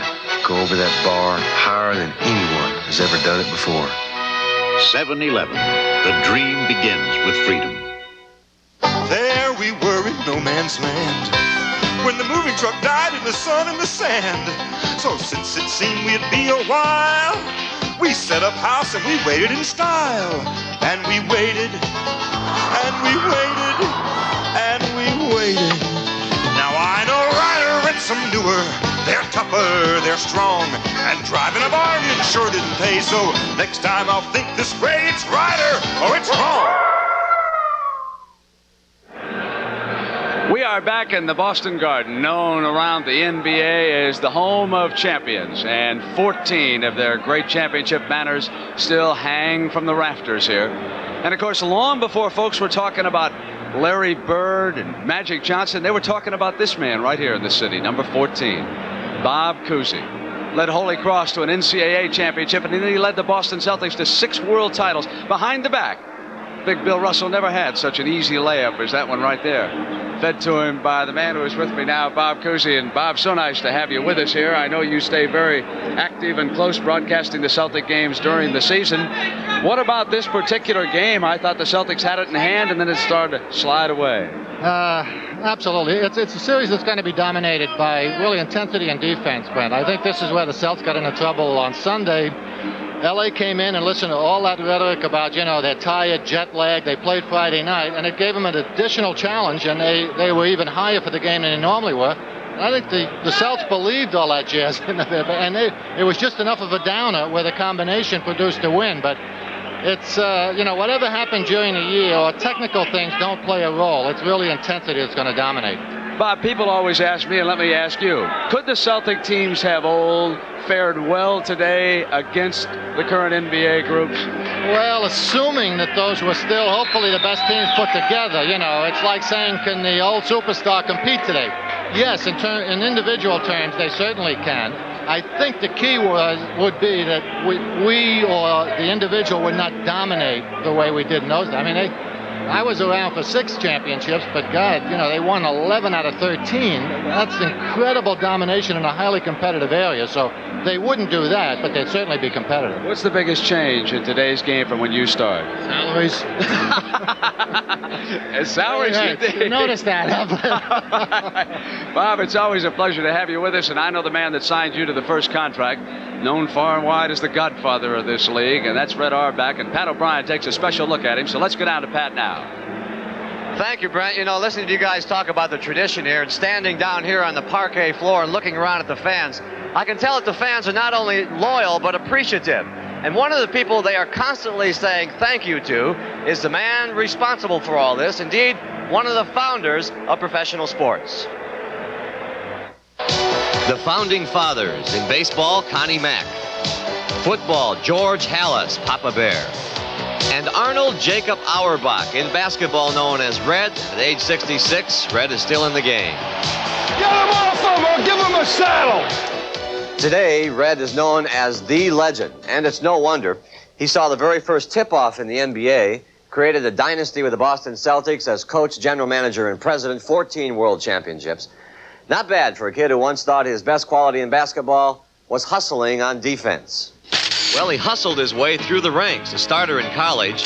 Then, since there was no NBA, a high school teacher, waiting in the wings until the 40s when the NBA was formed.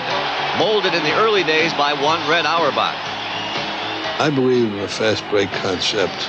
You get the outlet pass, hit the lanes, go. And I believed that the crowds would come to see that type of basketball. They wanted action. I felt the people wanted action. Hey, how about carry the ball, Mendy, one time, huh? And action he gave them. He was a pioneer in ref baiting, and he looked at his nearly $20,000 in fines as an investment in winning.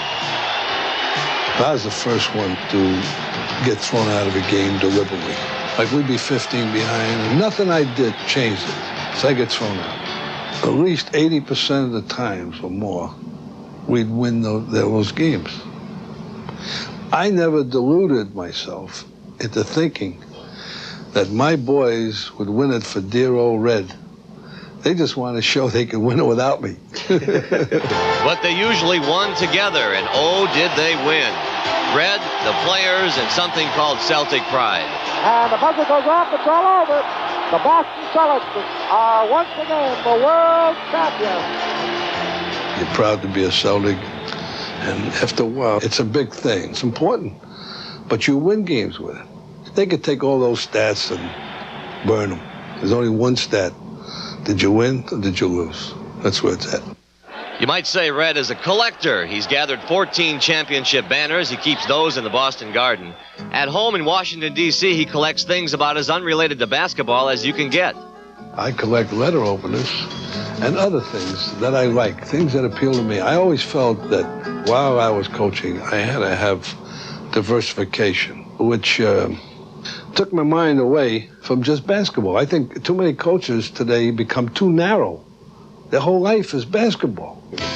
After he gave up coaching in 1966, there was more time with Dottie. But Red had collected a lot of basketball knowledge and continued to pass it on through books. Here's the same book in Russian, and they haven't come up with anything, sir.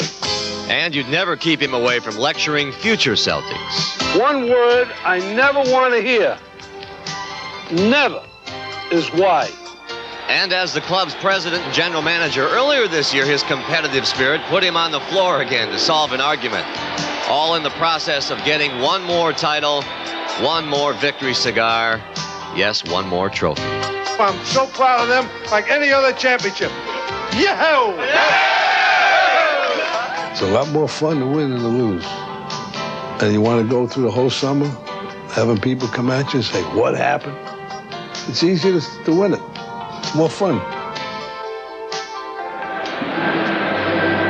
Arnold Jacob Auerbach, you know, he's cutting back on his on his duties here, cutting back on the day-to-day operations. But Brent, I'm sure Bob Cousy will agree that as long as Red Auerbach is around, he'll continue to mold the Celtics, if not basketball. Let's go back up top to Brent. All right, Pat, and of course Bob does agree.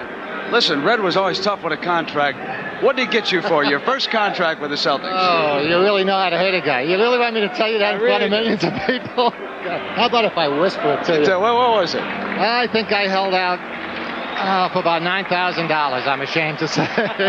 You're worth a lot more than that, Coos. Let's go back and renegotiate. And when we come back, we're going to talk to a man who's going to have to pay his stars a lot more than that, Kevin Locklear. We'll be back after these messages from your local station. Saturday, major indoor soccer league championship action. The Baltimore Blast take on the St. Louis Steamers this weekend on a special edition of CBS Sports Saturday. This is CBS. From Channel 2, this is Newsbreak. I'm George Sells. There's going to be a big change at Tiger Stadium tomorrow night when the Baltimore series begins, and it's going to make a lot of fans very unhappy. You'll hear part of our live interview tonight with Rick Dempsey, the Baltimore Oriole, with those critical remarks about the Tigers. The government suddenly changes plans for an even bigger crackdown on smoking. More bombs set off by someone who claims to represent a homosexual group. And you know Miss Buxley from the Beetle Bailey comic strip? Her future may be in doubt. Eyewitness News after the ball game. Life's financial crossroads. Which route do you take to make your money grow? The best investment is to sit down one-to-one with an IDS American Express planner to work out a long-term financial plan so you can move on with confidence. Sit down with an IDS American Express planner. It could be the best investment you'll ever make. Nothing could be better for cutting grass than the dependable Snapper High-Vac lawn machine. Come fall, the High-Vac does a job on leaves, and the Snapper Rider won't hibernate for winter either, thanks to a front-mounted two-stage snow thrower. Come spring, the Thatcherizer means a beautiful, revitalized lawn without lifting a rake. Snapper. Discover the difference. Receive a rear bag catcher free when you purchase a Snapper Rider from Billings Feed Store, Royal Oak, Berlier & Sons, Fraser, Rochester Lawn Equipment, Rochester. I want to fly out to Hawaii, visit far-off lands. I want to climb a mountaintop, walk on distant sand. American Airlines has the places you want to go at prices that'll make you want to go now. From the sunrise in the east to the sunset in the west, we're American Airlines, doing what we do best. For the sake of all of us who work with Tom Selleck, a true blue Tiger fan, go get 'em, Tigers. Please. Ted Turner with me, Saturday at 6:30 on Channel 2.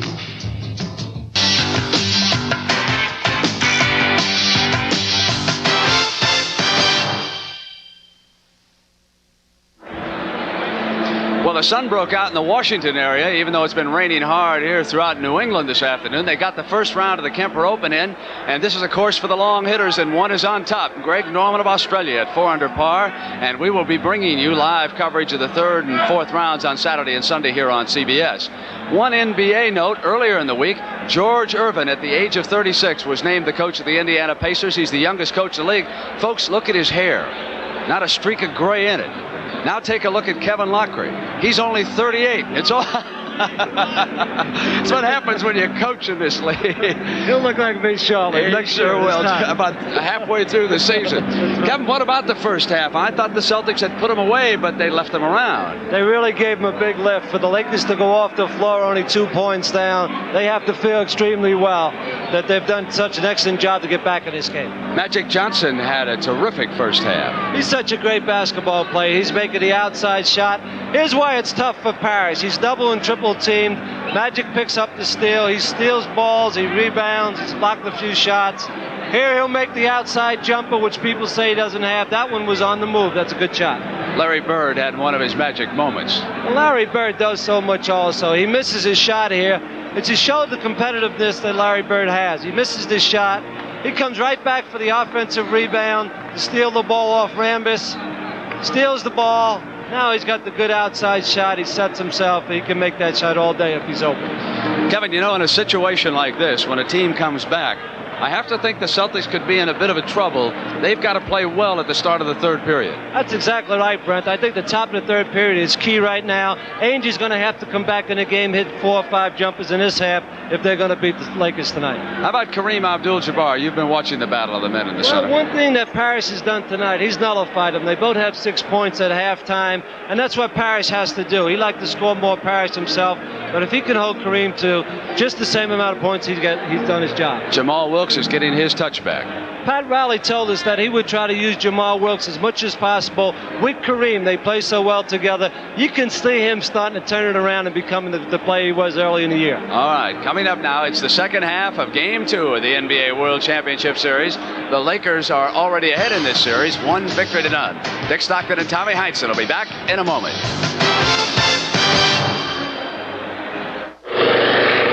You know, back in 1941, AC invented the copper core spark plug for planes like my P-51 Mustang. Test pilot Chuck Yeager for AC Delco. It's amazing that some of today's cars work so hard. They need that copper core technology also. And AC's got it. AC has fire-ring spark plugs for most all cars. Then they're engineered to give you up to 30,000 miles of reliable performance. AC Delco, the smart parts. For 40 years, they've never let me down. Here's to good friends. Terrific reunion. Yeah, the last time we were here, we made history. Tonight is kind of special. I stole that ball. I made the pass. I made the shot. Make that shot again, we'll buy you a low and drop. The beer will pour.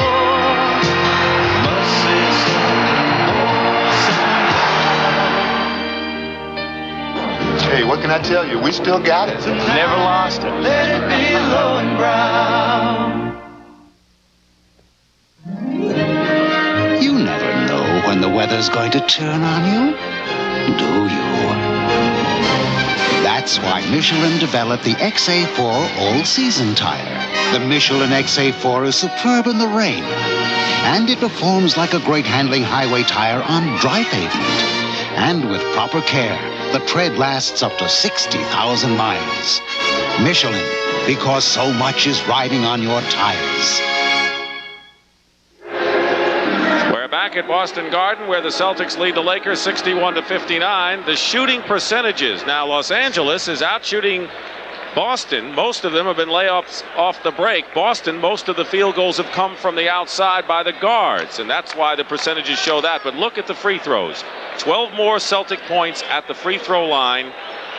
17-5. Now, Tom Heinsohn, what brought the Lakers back in the game in the latter stages of that first half? They remind me of tigers in the high grass, ready to pounce on some prey. You've got to be ever alert and watch out for them. Any errant passes, they're ready to pick off. Any ill-advised penetration up the middle, they're ready to steal the ball. So the second half for Boston? Boston has got to run like they did in the beginning of the ball game and hit those outside shots like they did to open up the power game inside. Okay. Individual scoring, Magic Johnson with 14. Jamal Wilkes and James Worthy each with 11 for the Lakers. Larry Bird has 13 to lead the Celtics. Cedric Maxwell has 11 points. The big story, Wilkes. He's back. 5 for 6 from the field. 11 points. 2-point lead, Gerald Henderson. Once again, the guards continue to shoulder the burden of the baskets for Boston. That was Gerald Henderson. A good shot to start the half with, an 18-footer. So it's Henderson and Dennis Johnson in the backcourt. Parrish gets the rebound. He and Kareem were in a standoff in the first half, as Kevin mentioned. They both had 6 points and they both corralled 7 rebounds. And look how quickly those Lakers were back to protect against the Celtics' fast break. The Celtics will have to keep pushing the ball at them.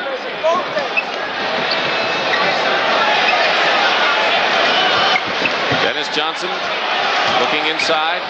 Maxwell trying to get position against Rambis. Parrish. That'll drop. Robert Parrish came over from Golden State in a very big trade several years ago. The Celtics won a title then, looking for another championship, and Kareem Abdul-Jabbar, who's been struggling from the field, that's only his 4th basket in 12 tries, and it's 65-61. Celtics lead. Maxwell driving the lane. Rambis bumping it. Now the Lakers trying to get to within 2 again. Michael Cooper. Henderson gambling for the steal, and now they call the illegal defense against the Celtics on Robert Parrish, and that will be a technical foul. That's the second time Boston's been called on it. Kareem was way above the 3-point circle, and Parrish had to stay above the foul line, and he didn't. Magic Johnson will take the technical foul.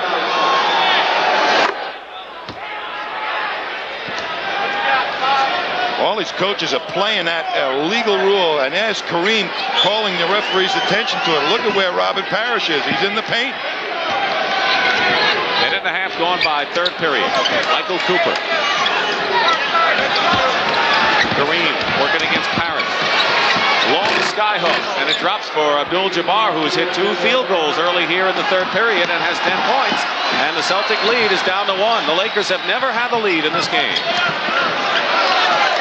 Bird gets it low. Near the basket. Not near enough. Maxwell, loose ball inside. Blocked by Kareem. And trying to save it and diving into the 5th row of the stands is Michael Cooper. I'm not exaggerating when I say 5th row either. A long leak by Michael Cooper as a timeout is called, Dick. Exactly 2 minutes gone by in this 3rd period, and LA is right on the backs of the Celtics.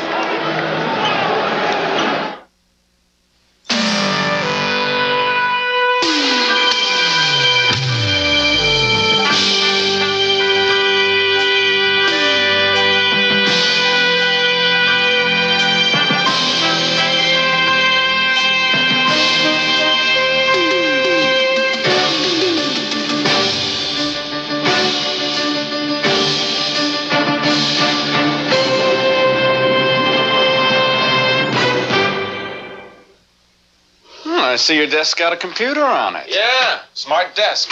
Going to the game? Me, I don't need a computer. I just call Bert. What if Bert's not in? I wait till Bert's back. Who's playing? Detroit. You know, I don't know how I managed before. Well, machines and I just don't mix. Know what I mean? Sure. I'll see you at the game. Yeah, actually, I've got a little more to do. Some people don't need an IBM computer on their desk. That you, Bert? The Smart Desk is for people who do. He's at the game. Hello, Ghostbusters. Ghosts. They're real. You do? They're mean. You have? They're here. We got one! Someone's got to stop them. It's a job for the Ghostbusters. How are you? The Ghostbusters! The best, the only. We came, we saw, we kicked it. Ghostbusters, rated PG. Coming soon to a theater near you. Friday, a city is consumed by wildfire as Henry Fonda, Susan Clark, Barry Newman, and Shelley Winters star in City on Fire, Friday. Obviously some problems for Casey Jones, who's looking for his first world title. He teamed with Bill Russell for 2 national titles at University of San Francisco. When Michael Cooper jumped into the 5th row, that gentleman took the brunt of Michael Cooper's shoe. And knee and everything. Bloodied but not bowed. Oh, he had a red shirt. Tough fans here. Under 10 minutes to go, 3rd period. 1-point lead. Lakers trailing the Celtics 65-64. Still Boston ball. Casey Jones, part of 8 world titles as a guard. Quiet, not colorful. And a relaxed atmosphere has helped the Celtics. Right now they need more than relaxation. Dennis Johnson hemmed in with 3. Try to go up with a shot anyway, it appears. I don't know if that was a pass. That was a forced shot, Dick. And with all that defense in the paint that LA has, there's no place for Dennis to go. He's got to take the outside shot. Lakers can take the lead for the first time in the ball game. At one point in the 2nd period, they were down by 13, but now they have the lead. Abdul-Jabbar, who has scored 6 points now in the 3rd period, he's come alive. The Lakers have been alive for a while. They're up by 1 with 9:16 to play in the period. Dennis Johnson gives the Celtics the lead again. That's what he has to do, and that's what Henderson has to do, to open up that inside game of the Celtic with their big people. Hit the outside shot. And that's what Wedman and Ainge did when they were in there off the bench. And they brought the lead up very nicely. 8 seconds on the 24-second shot clock. James Worthy. Now Rambis. 3 seconds, and Cooper is going for 3 points.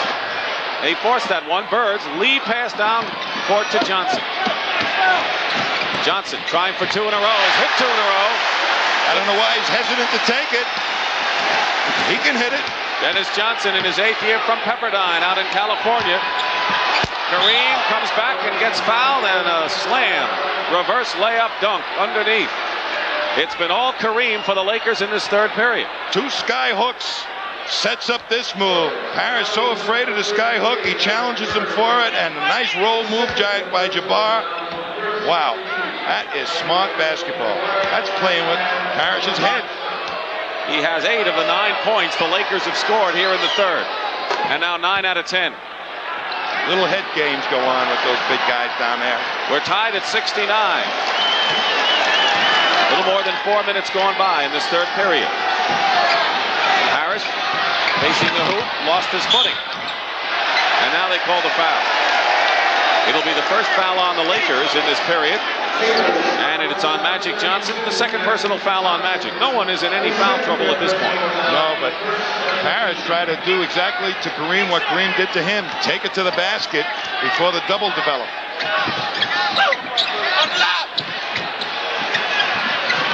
Henderson working against Magic Johnson. Nothing there. Larry Bird. Maxwell gets the offensive rebound, fights his way up and draws the foul. That's what Max does for Boston. With the rotation of that double team defense, that's going to allow somebody on the Celtics to stream in on that offensive board, and Maxwell does it oh so well. But Larry Bird really has not gotten untracked with the long-range shooting. As of last Saturday, he was complaining to himself that he wasn't shooting well. He made a free throw here on Sunday, made the free throw and got mad. I couldn't believe it. Harris talking to Ray Melchiori, the Celtics trainer. The trainers mean so much to these clubs. Jack Curran, of course, has done a terrific job with the Lakers. Maxwell has 6 rebounds, all of them off the offensive board, and he is a perfect 9 for 9 from the free throw line. Celtics by 2, 7:50 remaining, 3rd period. Kareem is way outside to the left. Dennis Johnson makes a steal on Cooper's pass. Here's Bird, trying to get his shooting eye back. Larry has 15 for the game. Magic sets fire to the Lakers with his passing. Bird with his outside shooting. Dennis Johnson loses Cooper, and Parrish picks him up, and Michael Cooper misses the shot. Rambis might have been shoving off and pushing off. He's called for the foul. It's a loose ball foul. There is Clark Kent in short pants. He was Superman 2 years ago when he came from Greece as a free agent. He tried to be Superman on that play. Blocked two of the Celtics off at the same time. Celtics with the ball. Their lead is 4. McAdoo will be coming in for the Lakers. A foul and a good fake by Bird. The foul is on Michael Cooper, and that's his third. He is the second Laker to pick up his third foul. Rambis is the other. Bob McAdoo returns to the game. He has scored 6 points. Cooper on Larry Bird is a classic defensive matchup. Quickness against size. And Rambis is out. McAdoo is in. Cooper is on Bird. Rebound Maxwell. And a foul. That bench, they get all the cheerleaders they need. The Boston Celtics on the bench. Danny Ainge doing it there. There's Bird as the double team is about to happen. But watch Maxwell. Nobody rotated to block him out, left him all alone underneath. Great aggressiveness by Maxwell. And he has 10 rebounds. All offensive rebounds.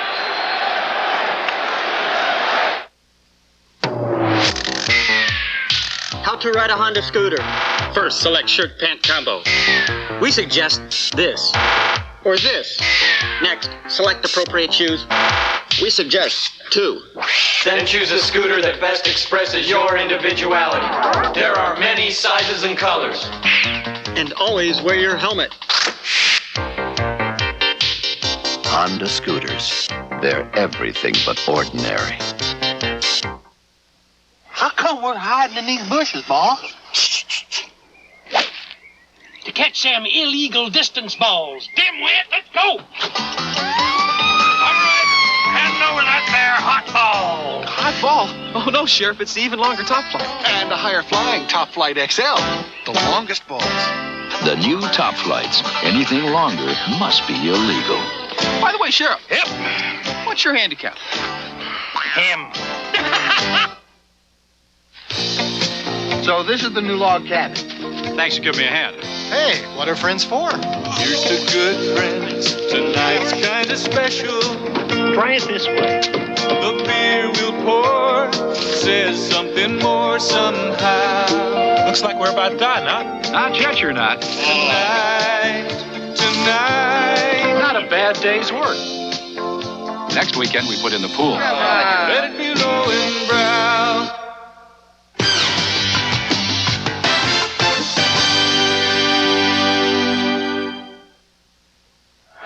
Tom, this has been the Laker game plan so far in the first 2 games. Packing it in the paint. All 5 of the Lakers inside that painted area in the free throw lane. And it's almost impossible to penetrate it, as we'll see Dennis Johnson with the ball try and get inside. He's surrounded by 3 players, forced to take a poor shot. You can't score against that defense unless you first get them to move outside with some outside shooting. And that's what the Celtics have gotten lately. The Celts have run off 6 straight points to break a 69-69 tie. And with 6:52 remaining in the third period, Cedric Maxwell's gone for 10 for 10. Maxwell has 16 points. He is the Boston's high scorer. He has averaged 11 points in the playoffs. So he's having a rousing ball game. Kareem and Magic Johnson each have 15 to lead the Lakers. James Worthy, guarded by Maxwell outside. Kareem and McAdoo also up front. Cooper and Johnson the guard. Lakers with their interchangeable parts. And here's James Worthy. He's fouled. Maxwell fouled Worthy on a long-range shot. Worthy made the basket and will go to the line. Kevin Lockery said yesterday, can you imagine when James Worthy can hit that 20-foot outside shot? He's so right. If ever he hits that shot consistently, and I think he will, nobody's going to be able to stop him unless he's got a blessing from up in the clouds somewhere. He's hit his last 6 shots, Tom, and with 6:24 remaining in the third period, it's a 4-point game. The Celtics lead. Bird, good position inside. Takes the ball away. Parrish gets the offensive rebound, and it drops. So the Boston Celtics going to town on the offensive boards, most of them from Maxwell, that time by Parrish. That's their power, the big people hitting the boards. And McHale is still on the bench. So he's one of the best at it for the Celtics. So each team is going to their strength. Here's Worthy again outside. 7 in a row for James Worthy, and now Worthy has 16 points, and he becomes Los Angeles' high scorer. So it's power game for Boston against the quickness of the Lakers. Henderson outside. Loose ball, Bird. Parrish. No mistake there. The Celtics almost got caught on that one. Henderson was a pesky defender in the backcourt. If he had missed the ball, the Lakers would have been off and running. 80-74, so the Celtics have opened it up to 6 points again. Throwing the ball away is McAdoo. Boston has it on the turnover. Excellent defense by Robert Parrish to cut down the passing angle to Jabbar. The Celtics had a 13-point lead in the first half. The Lakers came back and took their only lead at 66-65. But Boston has put the game together again. Now here's the break. The outlet pass. Worthy ahead of the field. And he's fouled by Dennis Johnson. 3 fouls on Dennis Johnson. And it was almost another 3-point play situation. When Dennis took that shot, Worthy was ready to take off up the court. Look at him heading up the court. Dennis Johnson about 4 steps behind him. And the best of efforts tries to make sure he doesn't make an easy 2. Well, he has an easy 2 at the line, and so that foul, which was a definite deliberate foul by Johnson, paid off as Worthy misses the first.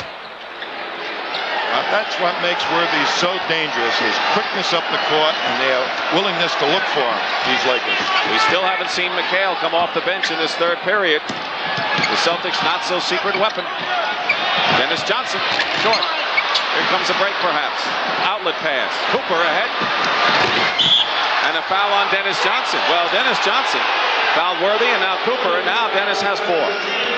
Well, now the Lakers starting to assert themselves with what they do best, that fast break. You miss the outside shot, a long rebound, and you're going to be in trouble unless everybody hustles back. Robert Parrish is trying almost a 2-on-1, and Dennis has to foul under the gun. And Kevin McHale gets off the bench. He has scored 7 points. He had 25 in game number 1 on Sunday. Robert Parrish goes to the bench.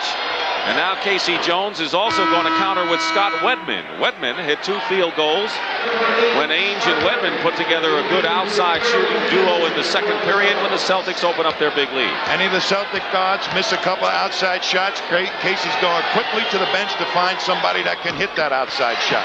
Cooper misses the free throw. 1 out of 2. 4:40 remaining. Third period. 80-76 Boston.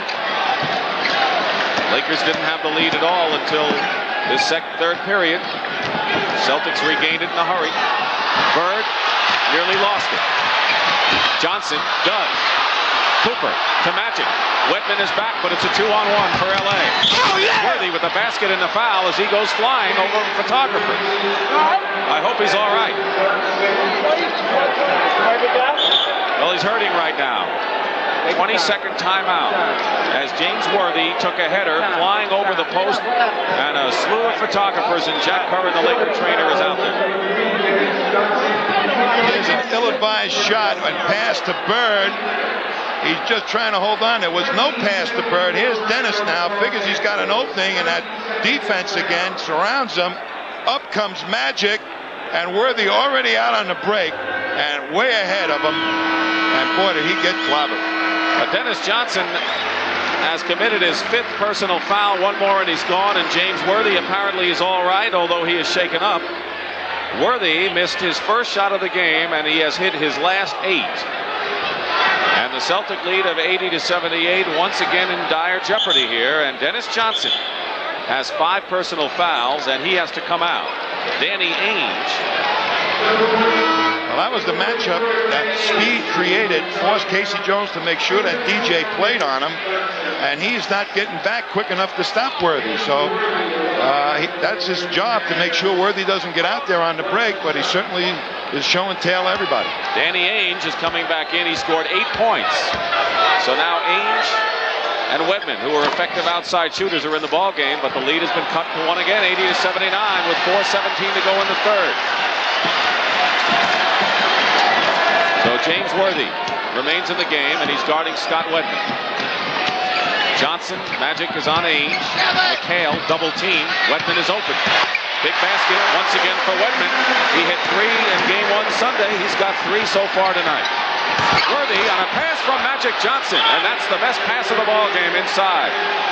They better go back to the locker room and decide by lottery who's going to guard Worthy, because nobody seems to know where he is. Worthy has 11 points this period.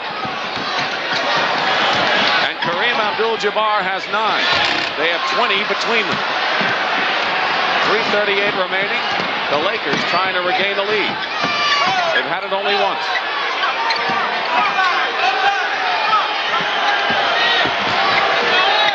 On the shot clock. Kareem, a pass to Cooper, and the Lakers have their second lead of the ball game at 83-82. The Celtics defense isn't as packed in as the LA Lakers, so any cutters are easily getting through for easy passes from Jabbar. Bird missing. Rebounding is Magic. Cooper, and the fast break going to town, and the LA Lakers now lead by 3, and they are running the Celtics at this point off the Boston Garden court. And the Celtics don't have their running team in there. McHale, long range hits. Good thing for Wedman and McHale the last few times the Celtics have come down the court, otherwise they'd be down by more. Well, by playing Wedman for that outside shooting, that's not the speediest team to protect against the fast break. Laker lead is 1. 2.5 minutes to play in the third period. Celtics have already lost 1 home game, and now a 3-second violation is called against LA. When your team has the ball, you're not allowed to stand in that lane for 3 seconds. You have to get out of that lane. The Lakers didn't, and so they turn it over to the Boston Celtics. And a timeout, 2:27 remaining in the third. Los Angeles by 1. Nearly 4 hours. That's how long it took us to paint this room with a roller. Then we painted it in less than 1 hour with the new Wagner Power Roller. A living room that took nearly 7 hours. The Wagner Power Roller finished in less than 3. The Power Roller pumps paint straight from the can to the roller or to any of several optional accessories. Why waste your time painting a pan when you could be painting your walls instead? The Wagner Power Roller, the right tool for painting. You're looking at 2 very special pickups. The one on the left, the most powerful 6-cylinder engine in any pickup. On the right, the highest gas mileage of all the full-size pickups. Both come together in one tough truck. Ford's 4.9-liter 6. You get the gas economy you want with the most power you can get in a 6. All in one full-size pickup. Ford's 4.9-liter 6. The best-built American trucks are built Ford Tough. Say goodbye to America's favorite can of motor oil. That Quaker State quality America has trusted for over 70 years now comes exclusively in this unique, easy-to-pour plastic bottle, made to cost you nothing extra. So long, spouts. See you, dirty hands. Goodbye, oily rags. No more leaky cans. Get Quaker State's pen-grade protection and no mess, easy to open, pour, and reseal. Today, you need an oil this good in a package this good. We're live at Boston Garden for game number 2 of the NBA World Championship Series. This is Dick Stockton along with Tom Heinsohn, Brent Musburger, Kevin Lockery, and Pat O'Brien. The Boston Celtics had things to themselves in the first half, leading by as many as 13, but the Lakers' sizzling fast break has taken over the game. They're leading by 185-84. First game of the series was won right here in Boston by the Lakers by the score of 115-109. You're looking at the shooting so far. The Celtics have had more shots, but the Lakers 10 of 13, and that's why they have the lead. Larry Bird is only 1 for 6 shooting in this period. And now traveling call against Wedman of the Celtics. And the Celtics right now, as you look at their brain trust, Chris Ford, Jimmy Rogers, who helped K.C. Jones. They're a beleaguered team right now. Nearly 2 minutes to go in the third period. Bob McAdoo, someone got a piece of that. And here comes Boston. Maxwell has had a terrific ball game.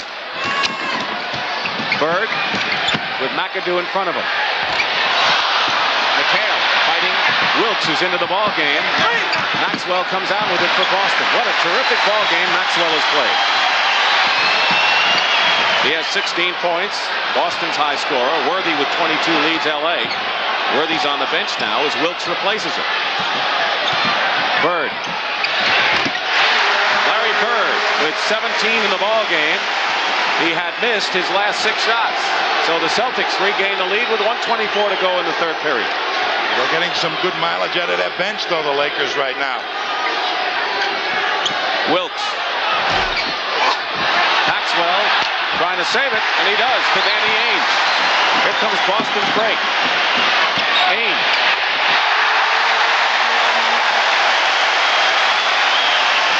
If Jamal Wilkes has been a hero so far off the bench for the Lakers with 11 points, you can say the same for Danny Ainge, who has hit 5 bombs and 10 points, and good passing for the Celtics off the bench. 88-85 Boston with Byron Scott also in the ball game. Kareem misses, and now Ainge controls for Boston.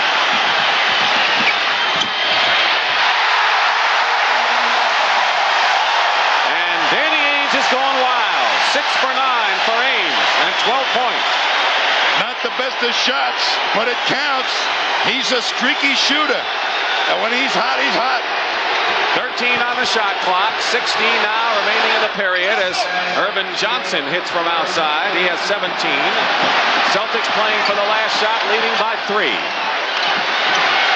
And Wedman goes for 3. He's short. Scott's no good. It's a nip and tuck ball game, and after 3, it's Boston 90, Los Angeles 87, and the Garden fans are thrilled. And we'll return to the Boston Garden after this word from your local station. This weekend, the long and demanding Congressional course will test a top PGA field when they play the 17th Kemper Open, starting Saturday on CBS Sports. This is CBS. I've driven in the snow, and I've driven in the mud. Let me tell you, neither's fun, bud. Drive on Bridgestone, drive on. Eats up snow and tracks like an arrow, drinks up the water and spits out the miles, and that's miles of smiles. Drive on Bridgestone, drive on. Being safe and feeling right, you got your world locked up tight, right? Right. Drive on Bridgestone, drive on. High-tech tread design for all kinds of weather. The name is Bridgestone. Drive on Bridgestone, drive on. It's like a European road car, but it's an American luxury car. It's the new 1985 Oldsmobile 98 Regency, and it's taking the Detroit area by storm. That's why the real people, the Detroit area Olds dealers, are giving a free golf-size umbrella with every new 98 test drive right now. Come on in, rain or shine. You've got to drive the new 98 Regency to believe it.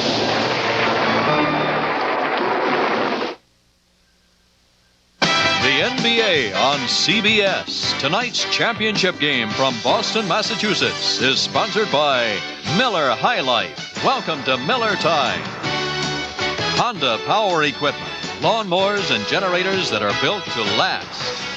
And by Ford and your Ford dealer. Have you driven a Ford lately?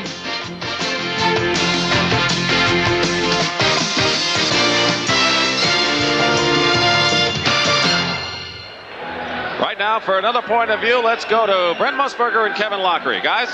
All right, Kevin, you're K.C. Jones. What are you going to do now to try and hold on and get back in this series? The key, Brent, is the outside shooting. There's no doubt about it. If you're going to play Ainge and Wedman together, you give up an awful lot of court speed. They have to make the outside shot or the Lakers run them off the floor. If I'm Pat Riley, I get James Worthy back fast. Let's go back to Dick Stockton and Tom Heinsohn. I don't think K.C. Jones wants that, Brent. He'd like James Worthy to take a vacation on the bench, right? I'll tell you, they've had so much trouble finding James Worthy. The Celtics ought to look him up in the yellow pages out there. Under W. The Celtics have a big edge in offensive rebounding. 15-8, and they've converted them into 19 points. But you wanted Worthy, and you got him. Worthy is up front with McAdoo and Jamal Wilkes, Byron Scott and Cooper in the backcourt, and Larry Bird begins the fourth period on the bench for the Celtics to get some rest. And a turnover as Cooper threw an errant pass to Byron Scott. So the Celtics with a 3-point lead. Kareem also on the bench, so the big guns are not all out there as we start the final 12 minutes, barring overtime. McHale trying to get it to Maxwell, still Boston ball. They're forcing that pass on the doubles to the man going to the basket. It just isn't there. They should make the pass outside for the outside shot. This is the fourth quarter chess game that goes on, and each substitution has a meaning as Parrish misses. Long rebound to Cooper, and the Lakers are able to break, and Cooper. The foul is called. Wedman might have pushed Cooper, who was jarred a little bit. Well, that was that foot speed that Kevin Lockery talked about by using Wedman and Ainge. It ended up almost a 4-on-1 situation. Danny Ainge must have felt like Custer. He had them all. Foul is on Danny Ainge. That is his third personal foul. So it wasn't on the Wedman-Cooper collision, but it was on Jamal Wilkes. Wilkes was fouled by Danny Ainge. Very unorthodox style for Jamal Wilkes at the free throw line. When he was a youngster, his sister Naomi was such a good player in her own right. She used to block his shots. He had to come up with another way, and he did. From behind the ear. It's worked for him, hasn't it? How much protection does an ear give you? Celtic lead down to 1. We're in the opening minute of this fourth period. Dick Stockton and Tom Heinsohn reporting. Harris is hit. And now the Lakers pick up their first personal foul. But the inside game of the Celtics, Robert Parrish, is taking long to develop right now. They ought to be able to capitalize with Jabbar on the bench. So they're trying to go to him to make sure that he'll count. Parrish missed the free throw. Scott's personal was his third. Kareem remains on the bench for Los Angeles. Larry Bird on the bench for Boston. Magic Johnson is also on the bench for LA. It's still Boston ball. Keep in mind now that only 4 teams have come back from a 2-0 deficit to win a best-of-7 playoff series in NBA history, and no team has ever lost the first 2 at home and come back and won. Celtics lost game number 1 at home. So a lot of meaning right here.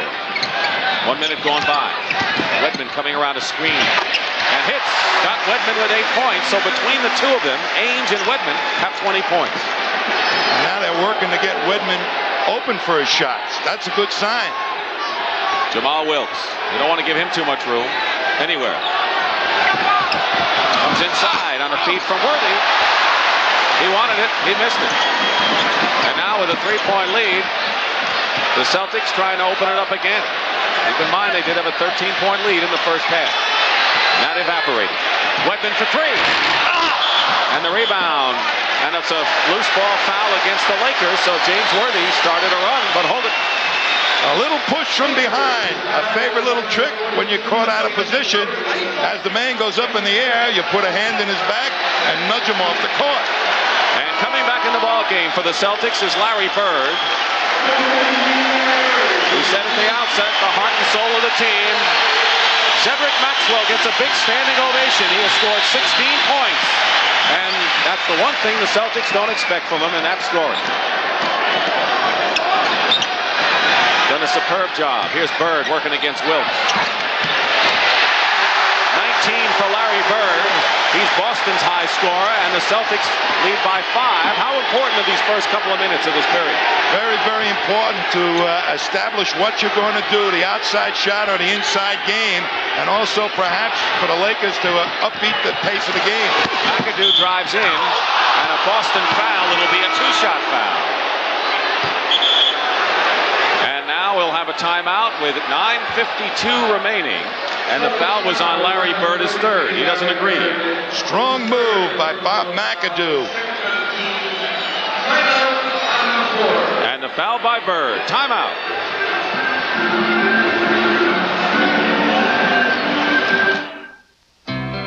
Welcome. Work working at Shorty, your days belong to somebody else, but your nights are all yours. To Miller time. Now comes your time with the best beer you can find, Miller High Life. Bring your thirsty self right here. You've got the time. We've got the beer for what you have in mind. Welcome to Miller time. Men, we're going to live off the land. It's going to be rough. Either you pitch in or shape up. When you're far from home, you can't beat a Honda portable generator. You get 600 watts of power when you're nowhere near an electrical outlet. Commander Fred, can we come in? Hold it, men! I'll be right out. The Honda portable generators for camping, hunting, boating, even charging your car battery. I go out and try to give them the best show possible. The least you can do is give 100% because I feel that's what the fans want to see and that's what they pay for.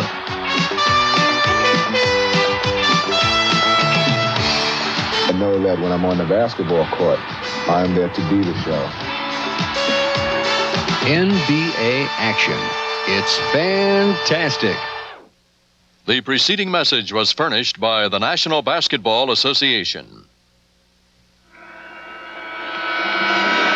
The Raptors at Boston Garden, and they're cheering for the Celtics, who lead by 5. Pat Riley, who's a talented gentleman. He was a broadcaster, assistant coach. He is a creative man who uses videotape. When Norm Nixon was traded to San Diego, he got the team together and said, let's pay homage to him. He put together a very creative, with music, piece of Norm Nixon's accomplishments. I think the players appreciate him. And not only that, he has the highest winning playoff percentage in history by a wide margin right now. Pat Riley. Great coach, in my opinion. Here's a guy that spent a little time in Boston and kind of left as a coach. Didn't kind of make it with the fans, but he certainly has made it with the LA fans, and then some. Sure has. A great comeback story 2 years ago. And I think he'd like nothing better than to oust the Celtics out of this playoff. He's the only member of the Lakers who used to play for the Celtics. He's been with 6 teams, well-traveled, but he's happy now. Not 10 seconds on the shot clock. Ainge throws the ball away. He was looking for Parrish, but he threw it away. So on the turnover, the Lakers can cut the Celtic lead to 1 with 9.5 minutes, plenty of time remaining. Parrish zigged when he should have zagged that time on the Ainge pass. It's Byron Scott to Wilkes, and now they turn it over that way. A couple of turnovers, and Riley off the bench. Neither one of these coaches, Riley or Casey Jones, get very excited the way my partner used to when he coached. I lost my credit cards one time jumping up. Parrish going over McAdoo. And Robert Parrish has 14 points.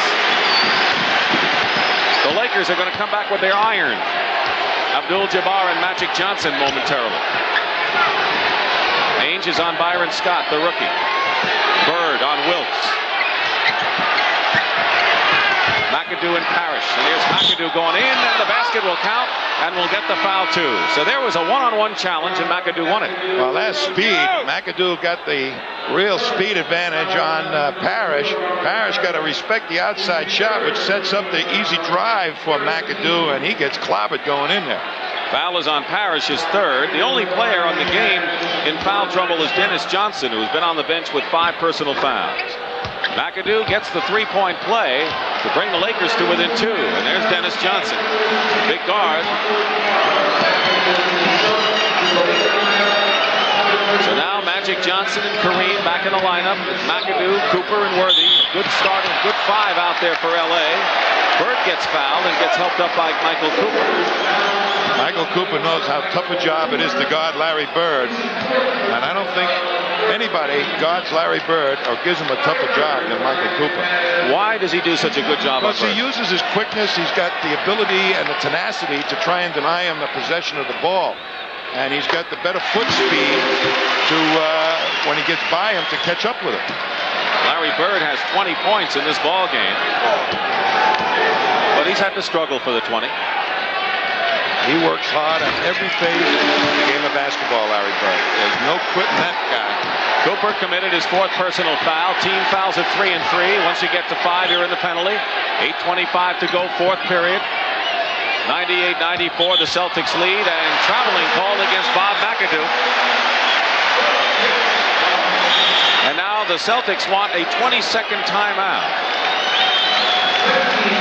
20-second timeout, and they'll gather around Casey Jones, who was a head coach with the Washington Bullets, did not win a championship with that club, never thought he would get an opportunity to lead a team again. And when Red Auerbach tapped him on the shoulder when Bill Fitch left for Houston, it was a dream come true again. Certainly was, and nobody deserved it more than Casey Jones. You know, he and I and 2 of the other Celtics used to sing in the shower, and they made a record, and guess who they left out? And made it a trio instead of a quartet. Well, I tell you what, you might have been playing the bass drum. I don't know. Listen, I had the best rendition of Granada you ever saw off those tiles in the shower. We won't hear it tonight, though, right? I hope not. Okay. 8:19 to go. Celtics after the 20-second timeout. Maxwell. Now Wedman. Long rebound to Magic Johnson. Worthy on the break. Celtics get back nicely on defense to stop the break. McHale on McAdoo. Inside, Worthy. Basket counts and a foul.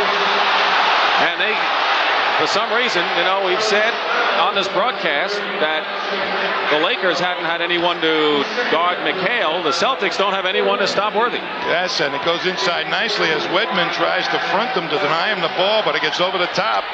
An easy one for Worthy. He's got 25 points. Personal foul was on Maxwell. Maybe they should look him up under J in the yellow pages. It's not the way it's usually listed. 14 fouls against Boston.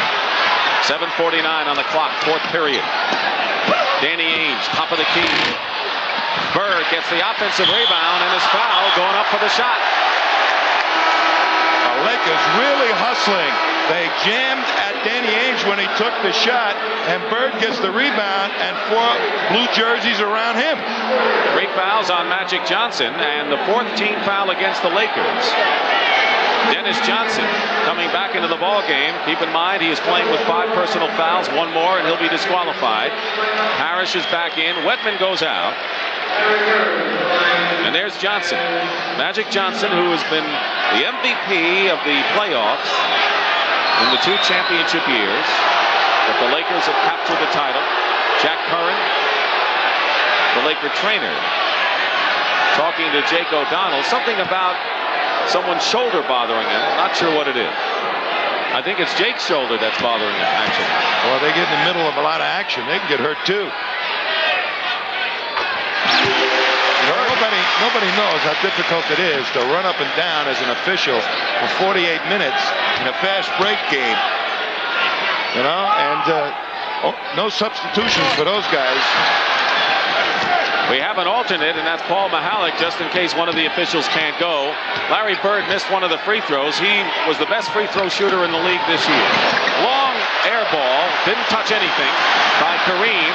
Loop it in, and Kareem saves it at the other end. Does he show his greatness on that hustle? What a hustle play by Kareem to get back. Parrish had a 3-yard lead on him, but look at him get back into it. Beautiful hustle by Kareem Abdul-Jabbar. Danny Ainge goes out. He has scored 12 points and has been a bright light off the bench for Boston. And Gerald Henderson, number 43, who's handling the ball, is back in. 7:20 showing on the clock, 4th period. Henderson is open. Those are the shots that the Lakers dare the Celtics to make, and when they don't make them, the Lakers come on down fast. Magic Johnson lost it. Good defense by Boston. Maxwell, can he handle the ball for a big man at 6'8"? Bird. One of the few times you see Magic Johnson and Larry Bird guarding each other right then. We don't see it often. Well, one's a guard, the other one's a forward. Doesn't happen too often. Well, the way the Lakers play, you can't be surprised at anything they do. Timeout with 6:53 remaining in the 4th period. It's a slim lead for the Boston Celtics.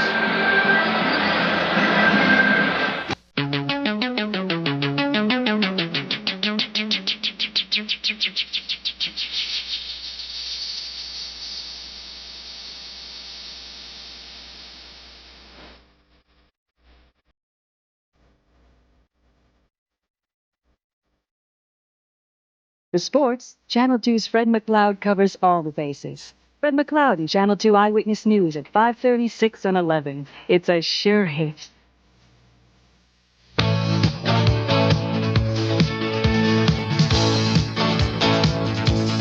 There's magic afloat in the Great Lakes. You can feel it in the cool water and the warm sun. You can see it in a rainbow of wind-blown sails against a brilliant blue sky. The boats skim across the water in a free-form parade. It's Mother Nature's symphony, a joyous celebration of life, freedom, and the spirit of adventure.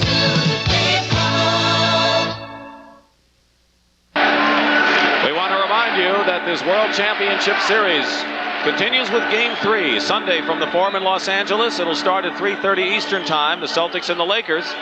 It'll either be 1-1 or the Lakers will have a commanding, you could say, 2-0 lead if they can win this game on the Boston home court. The Celtics are angling to make it 1-1 when they go back to the Forum. Celtic guards have been occasionally maligned for their shooting this year, but tonight they're outscoring the Laker guards. They've had plenty of opportunities, I'll tell you. They're giving them, Pat Riley says, prove it to me that you can beat me from outside. It's going to take a little bit more than that. Well, there's a lot of tradition at Boston Garden, and one of the traditions is right up there. Wearing a tuxedo is Johnny Most, who has been the voice of the Boston Celtics. He is a legend, and someday I wouldn't be surprised if Johnny Most number is hung up among the rafters. On a microphone. He's my good friend. What a guy. Celtics inbounding, leading by 2. We're nearly halfway through this final period. And the Lakers also have a legendary broadcaster in their own right, as Robert Parrish hits another one from outside. He has 16 points. Bird with 22 leads Boston. Parrish and Maxwell 16. So the guards have been doing some good shooting for Boston, but the front court has been doing a lot of scoring. Kareem falls off to Maxwell. 4-point lead. The Lakers going to that go-to guy. If the fast break isn't there, get it to Kareem.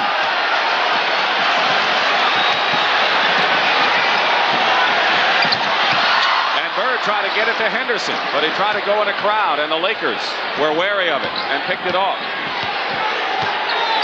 Now Magic Johnson control. Bird out to meet McAdoo. McAdoo, tough pulling up. It is just about impossible to stop him when he pulls up at 6'10", 6'11". I remember when he's that Buffalo boy, used to knock him in from 30 feet.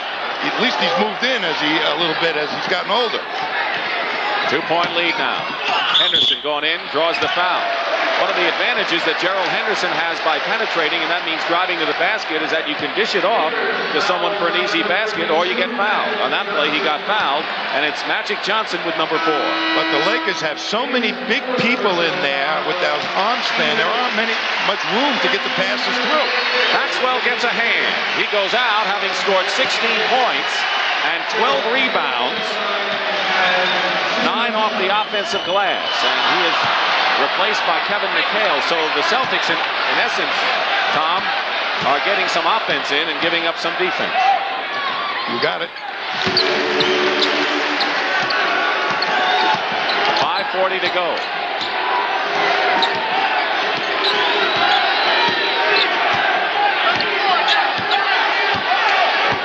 Plenty of time on the 24-second shot clock. Johnson hoops it into Kareem. The go-to man, as you call him, Kareem Abdul-Jabbar, now with 17 points. 80% of their set offense goes to Kareem. Parrish. Bird is there for the offensive rebound. Looking for a foul or a basket, got neither. And the rebound by James Worthy. And Bird tips it away. It's still Laker ball. But you have seen in this period the out hustle by Kareem Abdul-Jabbar and Larry Bird diving to tip the ball away. That's the mark of champions. Whoever wins this series, they both deserve to be there. It may sound trite, but I believe it. Loose ball, tied up. Kareem was tied up. Here's Kareem fighting for position. Parrish trying to get in the passing lane. He gives up an easy one now because he didn't quite get there soon enough. He's going to have a huge advantage of maybe a foot over Gerald Henderson. And a whistle blows. They may jump it again. Well, you know that Kareem's going to get the ball. You're going to try and perhaps steal it, but there's Magic Johnson standing behind him all along. And the ball comes down to Los Angeles. Cooper. Tipped away. It might have been Bird. Here come the Celtics. Dennis Johnson will go to the line and shoot. Defensive play inside. It might have been Larry Bird who tipped it away. And the Celtics on the fast break result in a free throw situation for Michael Cooper. That is his 5th personal foul. One more and Cooper's out of the game. Well, he had to pick up the quick advance of the ball by Dennis Johnson. Dennis Johnson really tried to put the pressure like Magic Johnson does on the defense. But didn't quite wait till that forward got in the lane like Magic does. Ends up getting fouled, and these are 2 key free throws right now for the Celtics. Been back and forth in this second half ever since the Lakers put on a 13-2 run. To narrow a 13-point lead at halftime to 2. Lakers had a 3-point lead at 85-82, but the Celtics have come back and now lead by 3 with 4:35 and running remaining in the 4th period. Johnson. Cooper. And an offensive foul has been called. An offensive foul. And that's against Michael Cooper. Here's Cooper, puts it in and goes over Dennis Johnson. And Dennis afraid to foul out, and Cooper now going out himself.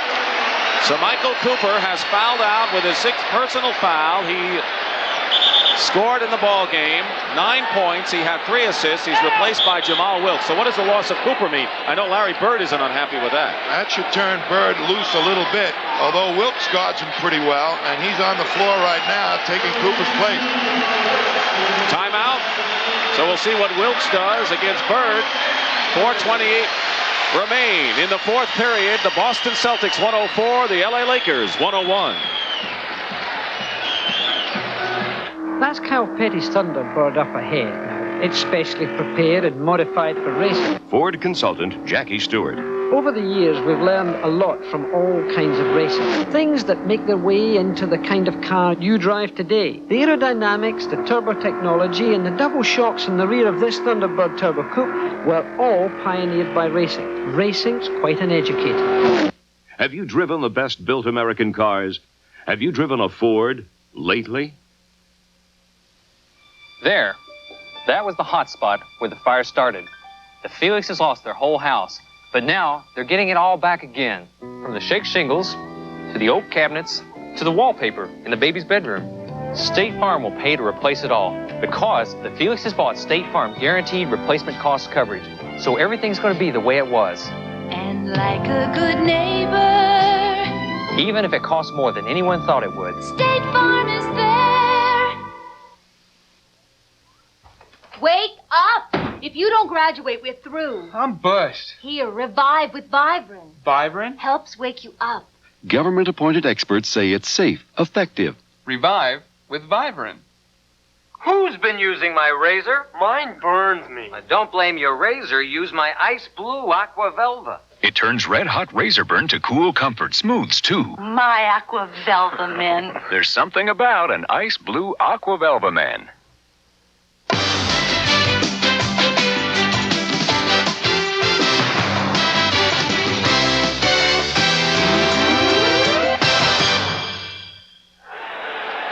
And right now, Brent Musburger is with Kevin Lockery. Brent? Dick, you know, it's an interesting thing. Dennis Johnson sat on that bench so long, I think he was upset when he finally came in. He's not in the flow of the things for the Celtics right now. Meanwhile, what does Pat Riley do, having lost Michael Cooper? Well, Pat Riley will bring in word that now we'll have to play Bird. But when they don't get the fast break, the Lakers, they'll go down to Kareem. All right, let's go back now to Dick and Tommy. All right, guys, thank you very much. Capacity crowd, the 169th straight sellout at Boston Garden. To see whether the Celtics can even the best-of-7 series at 1-1. Of course, Michael Cooper has already fouled out of the ball game. Wilkes is going to guard Larry Bird. They get it into McHale, who's immediately double-teamed. Loose ball, Henderson is there, and a new clock for Boston. Henderson doesn't waste much time. And look at Danny Ainge saluting Henderson. 4 minutes minutes to play. And a 5-point Boston lead. They haven't been able to get it over 5, though, in this fourth period. Worthy. To Kareem. Surrounded. And fouled. And the basket counts. You could not play Kareem Abdul-Jabbar any tougher or closer than the Celtics did on that play. I'll tell you one thing. I haven't heard me comment too many times about the officials, but boy, there was a lot of purple jerseys in there for more than 3 seconds. Here's Kareem taking that shot with 2 guys on him, but when you're 7'3", you can go over almost anybody. They were all over him. Kareem hits it. He has 13 points this half. They're 19 in the game. And the foul was on Robert Parrish, number 4 on him. So it's 106 to 104, a big play for the Lakers. Lakers looking to go up 2-0, and no team has ever come back in a best-of-7 NBA championship or any playoff after losing the first 2 games at home. And that's what the Celtics face right now. They're leading, but not by much. Bird, double team. Johnson open is Henderson, left of the key. The rebound is McAdoo. And the foul is against Los Angeles, I think. And Pat Riley has to be restrained momentarily by Magic Johnson. And that is about as mad as I've ever seen Riley. Pat Riley is enraged. Boy, your blood starts to boil when you get to the championship round. It's tough enough during the regular season. But here is the action as McAdoo was pushing off to get the rebound that time, and they caught him before the ball even hit the rim. So that's an unusual call for the official. They usually call it as the ball is coming down. McAdoo committed the foul. Kevin McHale not scoring as much in this game as he did in game number 1. The Celtics are looking for the W, as Red Auerbach said at the half. Wins, victories. But the Lakers are awfully tough, and with 3:15 to go, they can cut the lead to 2 once more. A pushing foul on Henderson.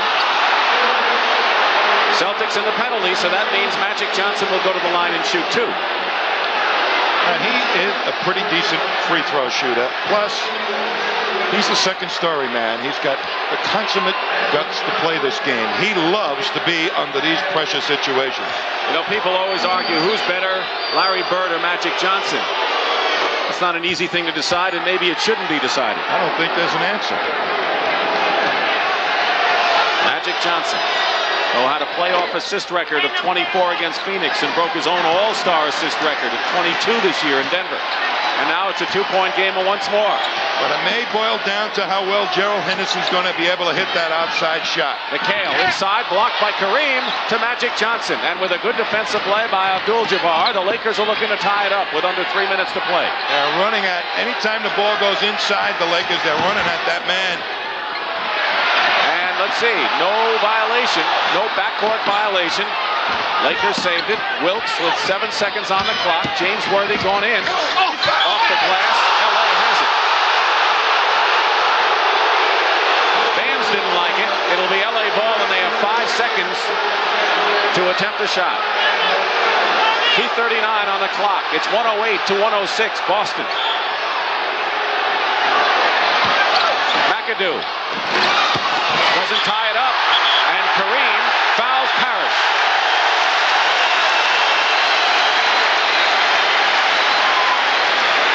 Number 4 on Kareem Abdul-Jabbar, the oldest player in the playoffs at age 37. Here's Bird getting in the front of James Worthy, and he gets his hand up on McAdoo, and the ball goes right off Larry Bird and out of bounds. So 0-0, Robert Parrish misses an important free throw. He's 0 for 3 from the line. Cedric Maxwell has come in replacing Henderson. Why? There is a key move by Casey Jones. All his outside shooting is gone except for Larry Bird, and the speed is gone. So the Lakers have a chance to crack it open with a couple of fast breaks. But what do the Celtics have in there? They're hoping to really go inside more and bang the boards. 108-106, Parrish missed 2. Lakers can tie it up, but McHale blocks the shot. And here's Dennis Johnson. All the way, Dennis Johnson to Bird. And Larry Bird will go to the line. It was Kevin McHale with the defensive play at the other end. Here's the penetration, but McHale gets in there, swats it away. Johnson, the fastest guy the Celtics have right now, pushes it up the middle. Bird on the wing, wide open for an instant, gets banged. So it could have been a three-point play. McAdoo with his fourth foul. Bird on the line. Keep in mind, Parrish missed 2 free throws. The Lakers had 2 chances down the court to tie this game, and now Bird can give the Celtics a 4-point lead. 2:14 remain in the fourth period. Those big people better pay off for Boston. They're trying to give the Lakers only 1 shot and then get the rebound. Bird has 24, Worthy 25. Those are the high scores.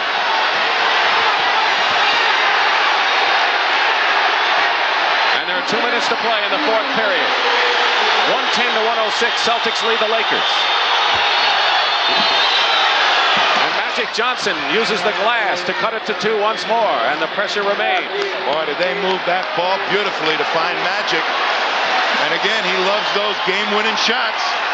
He has 21. Wilkes playing Bird awfully tight, misses as Bird goes inside, and now a foul is called. A Laker foul. Here's Larry Bird working against Wilkes. Magic tries to help out, and Worthy comes in at the last instant, and a late whistle. Bird thought he wasn't going to call it. I think he hurt his hand, too. James Worthy has committed the foul. Bird shooting. Larry Bird had 24 points and 14 rebounds in game number 1. Misses the free throw, so the best the Celtics can have would be a 3-point lead with 1:34 to go if Bird makes this.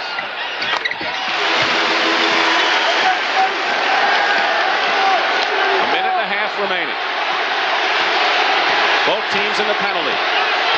Both lead players, Bird and Magic Johnson, are out there. Kareem in the half-court game, so important for the Lakers. Knocked away by Parrish. Kareem recovers, and driving in is Worthy with a slam and a foul. A basket by James Worthy, who has been nothing short of magnificent in the first 2 games of the series, and a foul as well.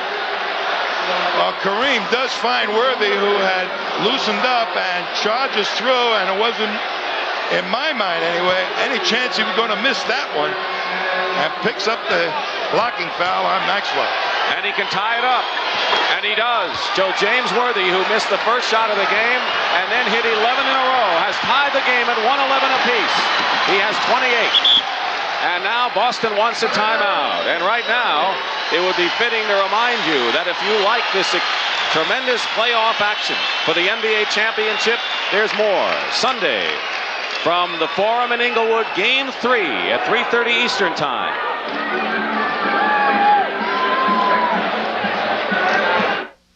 Thanks to Bic, I have the shave of John McEnroe, but I still have the sir of Elliot Kaminsky. John McEnroe and I have 2 things in common. Make that one thing. We both shave with Bic. And so should you, because Bic is beautiful, smooth, close, comfortable, and only 20 cents. Let's play. I'll be John McEnroe. You're not even old enough to shave. Bic can improve your game, but it can improve your face. Arthur Ashe. Yeah? Is that your Ford Tempo? Sure is. Why a Tempo? Well, as a coach, I know good form when I see it. Good form? Sure, Tempo's well designed. And it has good moves. You like its front-wheel drive? Yeah, it's great when your opponent has wet roads or snow. Well put. I'm learning. How about Tempos now outselling all the imports in America? I know about foreign competition. Arthur, is it true you have all your trophies in the back seat? Have you driven the best-built American cars? Have you driven a Ford lately? Timeouts remaining. The Lakers have 3. The Celtics have 2. We have a tie with 1:06 remaining. It'll be Boston ball. And what do they do, Tom? Well, unquestionably, with the lineup that the Celtics had in there, they probably will go inside, probably to Larry Bird. the Lakers are going to be packing in again because the Celtics don't have that good outside shooting ball club, but they can only give them one shot. Boston hoping to get the offensive rebound on the miss. Listen to the crowd support for Boston Celtics. But LA's defense has been superlative. They have held the Celtics to 33% shooting this period.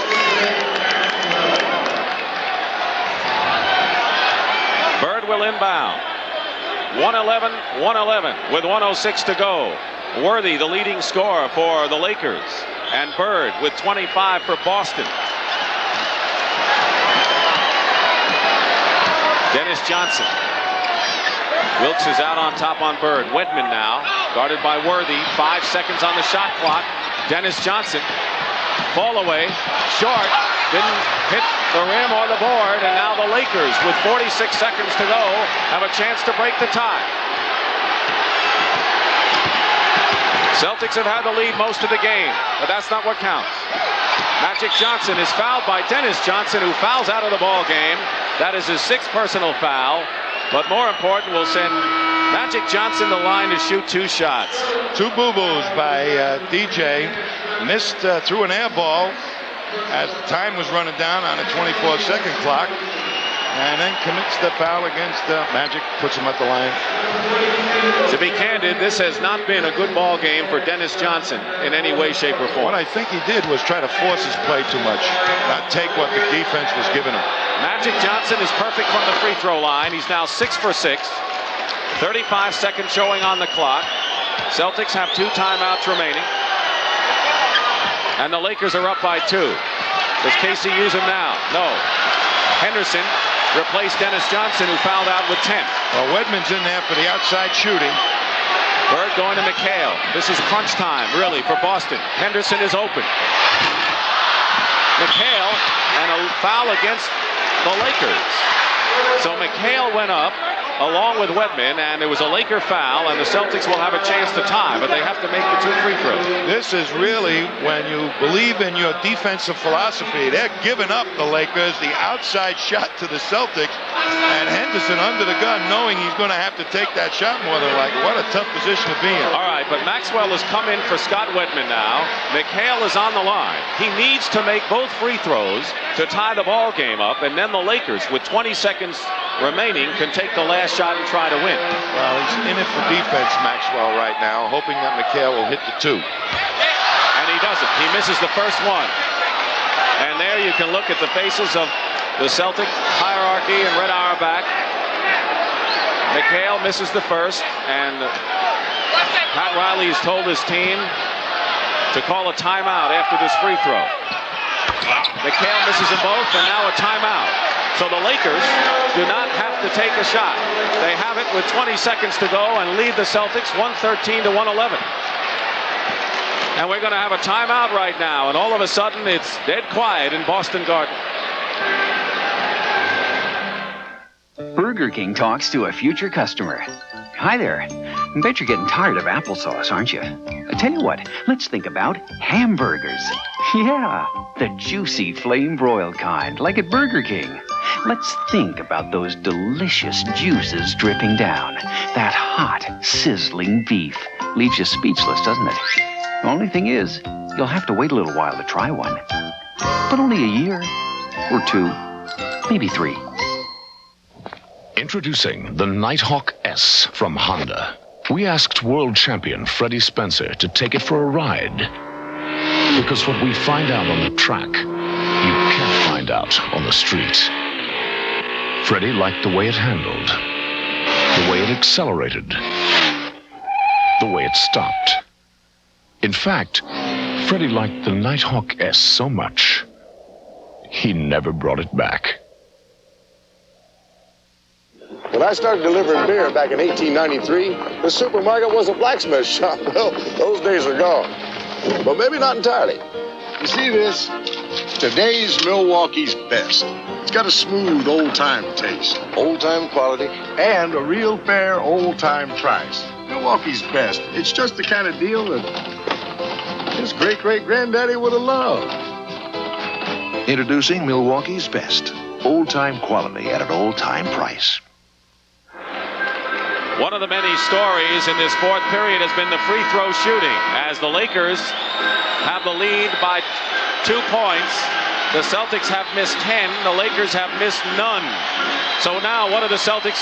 What can they do with the Lakers having the ball with 20 seconds to play? Well, they're going to try and make a steal here, and they got their best defensive team in there right now. Danny Ainge, Henderson, Maxwell, Bird, and McHale. So they're going to try and get over the inbounded pass. Actually, 18 remain, and the Lakers, keep in mind, do not have to take a shot.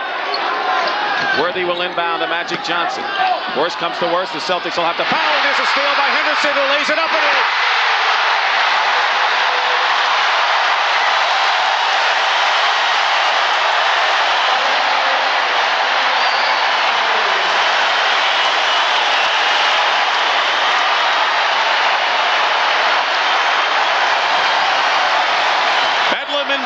But it's not over yet. The leprechaun at work here at Boston Garden. A steal right when you need it. Fabled things have happened, and this will be one of them if the Celtics win this game. A steal by Gerald Henderson. But now there are 13 seconds to go, and the Lakers can play for the last shot to break the tie. The Boston Celtics are in a little better position than they were before, but they're not out of the woods yet. Now, what do the Lakers want to do now? Well, they've got the automatic 2 points in the sky hook of Kareem Abdul-Jabbar, and if they rush at Kareem, somebody may be open going quickly to the basket. One of the favorite targets on that type of strategy is Magic Johnson after he gives the ball to Kareem. At what point do the Lakers have to take the shot? Well, most coaches have plays timed so that they make sure that you can get the shot and at least perhaps a rebound attempt. What play they use depends on what time they go for. So is it conceivable the Lakers can score and then the Celtics can still get that last shot? Yes, if they take the shot too soon. But normally the coaches have these plays timed pretty well. They know, say, go for it at 8 seconds, and then 1 or 2 passes, they'll go for it. There is the guy, goggles and all. Normally, he's the go-to guy. He has won many a ball game. I can remember him here in Milwaukee sending it into overtime and beating us in the 6th game. So he is capable of making a good one. The crowd is chanting, "Beat LA."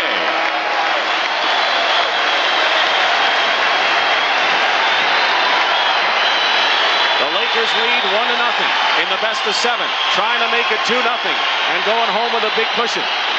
Larry Bird and company are trying to pull it out. They'd be happy with overtime right now. Dick Stockton, Tom Heinsohn, all of us, live at Boston Garden, Bedlam. They're going to get up all over Worthy, I think, to try and cut down where the pass will go to. Worthy inbounds to Byron Scott. You watch the clock at the lower part of your screen. They're looking for Kareem.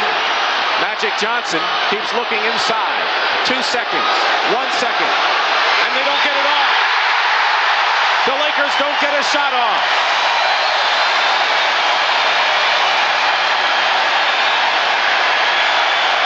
And we go to overtime, and Tom, the Los Angeles Lakers misjudged the clock. Well, we said the coaches have these plays timed. That one was a little bit too close, Dick.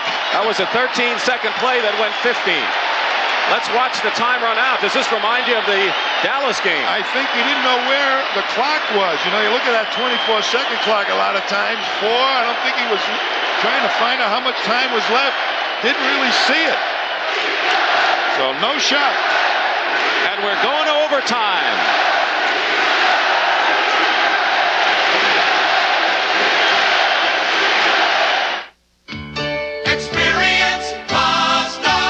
The first thing you notice about the Mazda RX-7 is its sleek, slippery styling.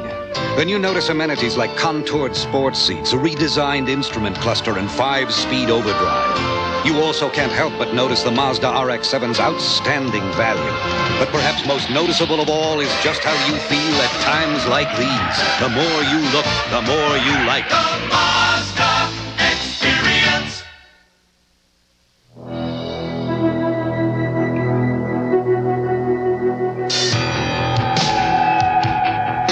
The first thing you learn as a professional photographer is don't take chances.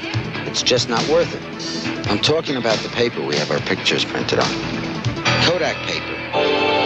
The overwhelming choice of professional photographers. We asked for it for our personal pictures, too. Insist on Kodak paper.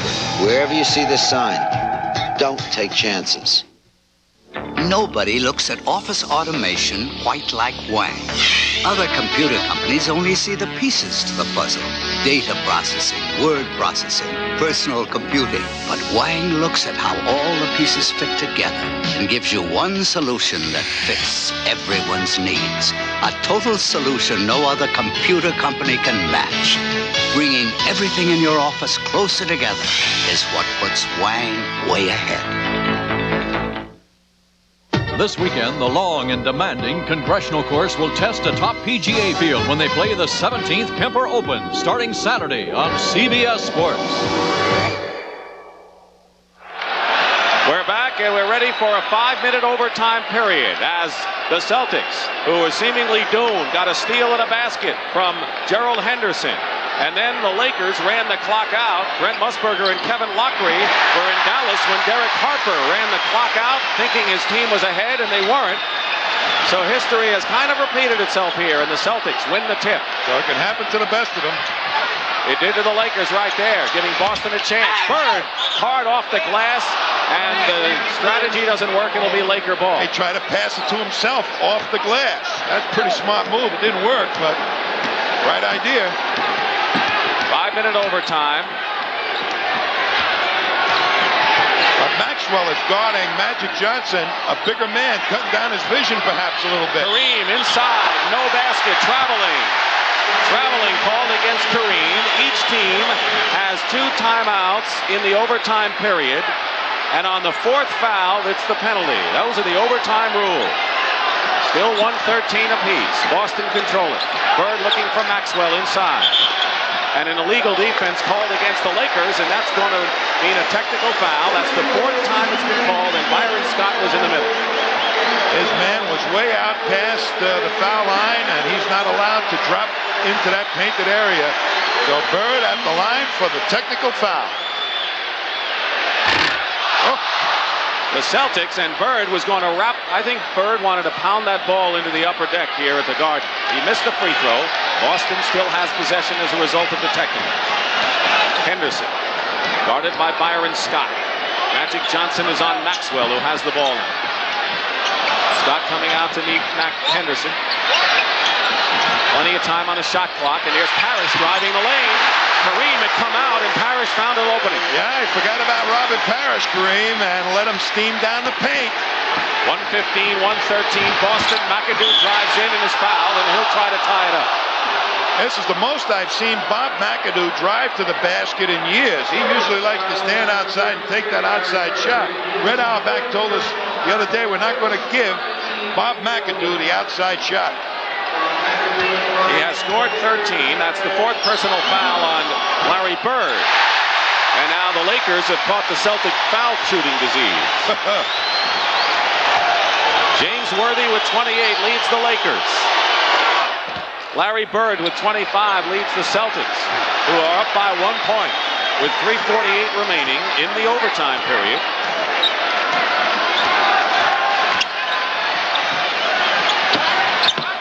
They go inside to Maxwell, and they lose the ball. Turns it over to the Lakers. Well, Henderson was wide open. Maxwell, the second best passer on the team, throws a poor one.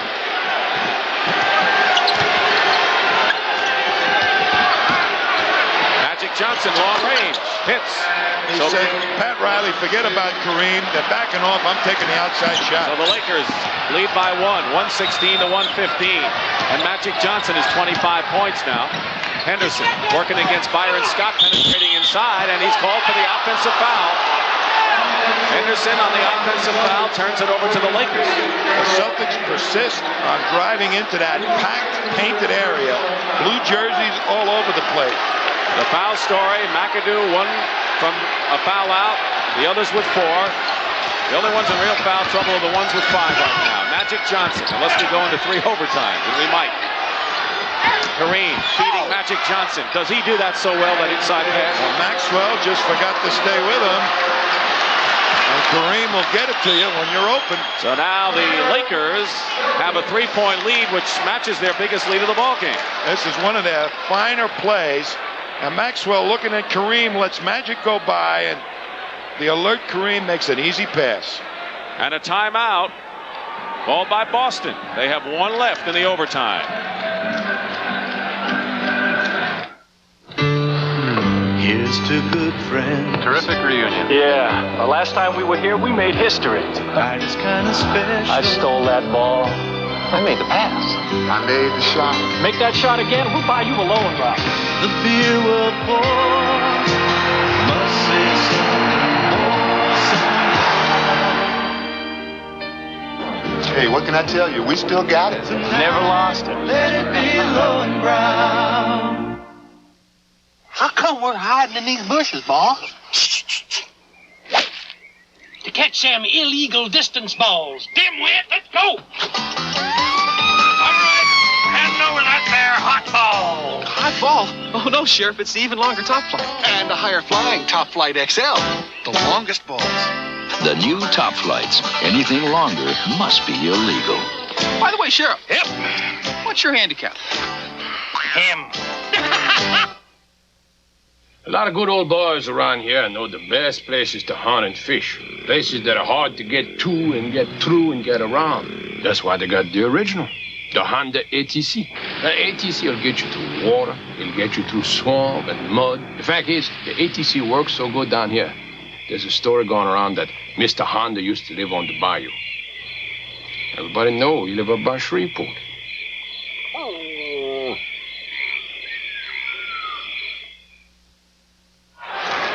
We're in overtime at Boston Garden. Right now, let's go to Brent and Kevin. All right, Dick, did you ever think you'd see the day when Magic Johnson would dribble out the clock like he did, but he got the lead back for him? Now, the pressure's on KC and the Celtics. Coach, what will they do? Brent, I think they have to bring Danny Ainge back in the game sooner or later because it's going to be from the outside. He's been hot all game. They've gone with Bird at guard for the last couple of minutes. I think bring Ainge back in the game for the jump shot. All right, let's go back now to Dick and Tommy. Well, Danny Ainge remains on the bench. They bring Wedman in for the outside shooting, so wrong guy, right idea, though. Well, maybe the right guy. Well, what I mean is strategy. 118, 115. Every possession becomes very important here with the Lakers leading by 3. Bird to Worthy. Loose ball taken down by Magic Johnson, who now has 10 rebounds, 8 assists to go along with his 27 points. Magic Johnson taking charge. He wants the ball at the clutch moments, as does Bird. Here's Kareem, long sky hook, and Bird the rebound. Loops it out to Henderson. Henderson drives in and is fouled and gets the basket.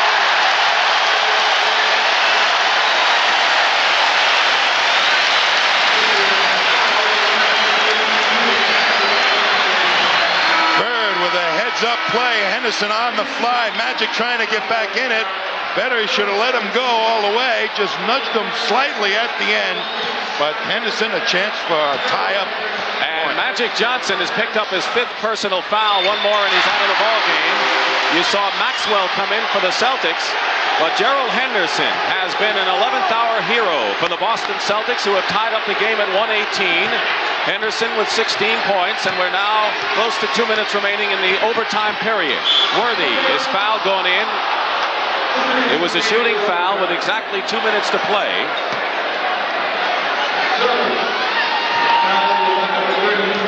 Jamal Wilkes coming into the ball game. Larry Bird with his 5th personal foul. So Wilkes comes in, but the drama heightens as Larry Bird has 5 and Magic Johnson has 5. They're flip-flopping defenses and offenses, both coaches. Now Wedman will come in for offensive purposes. Maxwell will sit down, probably. And Scott Wedman coming in now for offense for the outside shooting. As Worthy has broken the tie and can't convert the second. Boston trailing LA by 1. Under 2 minutes to play. We're in overtime. Celtics, clutch fashion, came back. McHale turnaround. And Boston leads again. They isolated McHale beautifully down close to the basket. Every Celtic player was up above the foul line.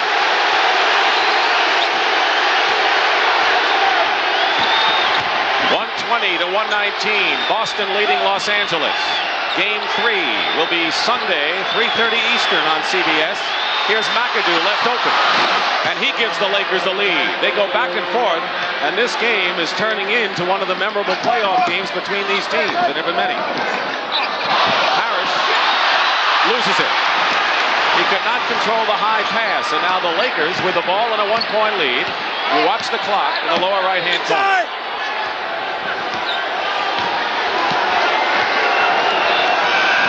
There's a roar constantly here at Boston Garden. 5 seconds on the shot clock. Magic may not know it. 3 seconds, 1 second, puts it up. And Jamal Wilkes winds up with the ball and gets it out to Johnson for a new clock. You forget about Wilkes on the board sometimes. Pat Riley was yelling for a timeout, and he gets it with 45 seconds to go. So each team now has 1 timeout remaining in this overtime period. With 45 seconds, LA has the ball and a 1-point lead. Burger King talks to a future customer. Hi there. Bet you're getting tired of applesauce, aren't you? I tell you what, let's think about hamburgers. Yeah, the juicy flame-broiled kind, like at Burger King. Let's think about those delicious juices dripping down. That hot, sizzling beef. Leaves you speechless, doesn't it? The only thing is, you'll have to wait a little while to try one. But only a year, or 2, maybe 3. Introducing the Nighthawk S from Honda. We asked world champion Freddie Spencer to take it for a ride. Because what we find out on the track, you can't find out on the street. Freddie liked the way it handled, the way it accelerated, the way it stopped. In fact, Freddie liked the Nighthawk S so much, he never brought it back. When I started delivering beer back in 1893, the supermarket was a blacksmith shop. Well, those days are gone. But maybe not entirely. You see this? Today's Milwaukee's best. It's got a smooth, old-time taste. Old-time quality. And a real fair, old-time price. Milwaukee's best. It's just the kind of deal that his great-great-granddaddy would have loved. Introducing Milwaukee's best. Old-time quality at an old-time price. And this tense battle is turned into a test of wills between the best 2 teams in the NBA. The Lakers with a 121-120 lead over the Celtics, who won 62 games, the best record in the league. The Lakers in the NBA Championship Series for the 3rd consecutive year would like to take a 2-0 lead back to Los Angeles. In the regular season, the Lakers won both games, so the Celtics are looking for their first win of the year against Los Angeles. 45 seconds remain in the overtime period. 19 seconds on the shot clock. They changed the defensive matchups to Celtics. Henderson is guarding Magic Johnson now instead of Maxwell. And Maxwell's got Wilkes. Defense crucial here for Boston. The Lakers looking for a 3-point lead if they can, which would put a whole load of pressure on the shoulders of Boston. Here's Wilkes. Maxwell on him. They get it to Kareem with 6 seconds on the shot clock. 5, 4, 3, skyhook. Loose ball and a foul against Los Angeles. With 25 seconds remaining in the overtime period. Let's see who it's on. James Worthy, apparently. And that's number 3 on Worthy. They put the clamp on Kareem down in that low post, made him take a tough shot. And then the ensuing rebound, Worthy over the back of Bird, I believe. And a timeout called for by Boston, and that's their last timeout. Experience Mazda. The first thing you notice about the Mazda RX-7 is its sleek, slippery styling. Then you notice amenities like contoured sports seats, a redesigned instrument cluster, and 5-speed overdrive. You also can't help but notice the Mazda RX-7's outstanding value. But perhaps most noticeable of all is just how you feel at times like these. The more you look, the more you like. The Mazda Experience.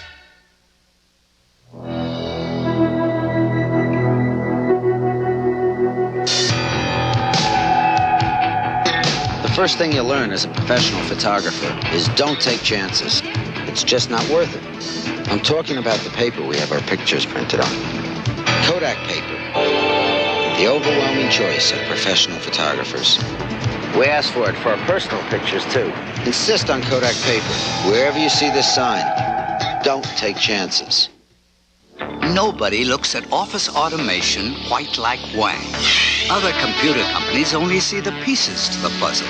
Data processing, word processing, personal computing. But Wang looks at how all the pieces fit together and gives you one solution that fits everyone's needs. A total solution no other computer company can match.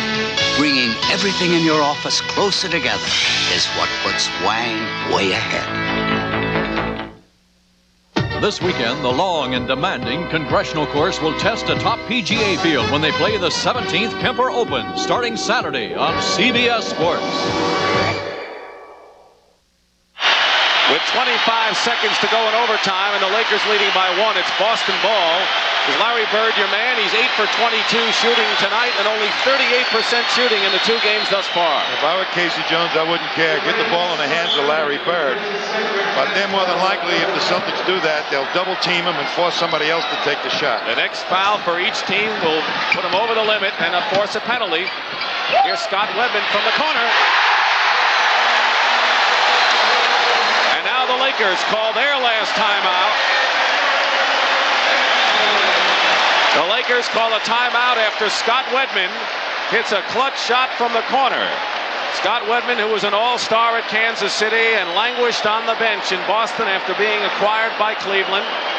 Not speed of foot, but a good outside shooter and a veteran, has given the Celtics a 122 to 121 lead.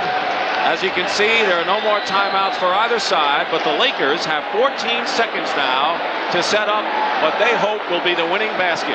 We're in overtime, Thomas. I think Magic is going to know where that clock is now to count it down. But again, their prime man is Kareem Abdul-Jabbar. Get him the ball, see what develops. He's so smart. He gets the sky hook off, or if they double team him, he is exceptional at finding the open man. The thing is for the Lakers to have some decent outside shooters. Wilkes will be an important part of this thing as one of their favorite targets if Kareem gets doubled. Keep in mind, when there are no timeouts, that means if the Celtics get a rebound, they cannot call a timeout. Or if the Lakers make the basket, the Celtics have to push the ball up the court. Listen to him here. Deafening roar to Garden.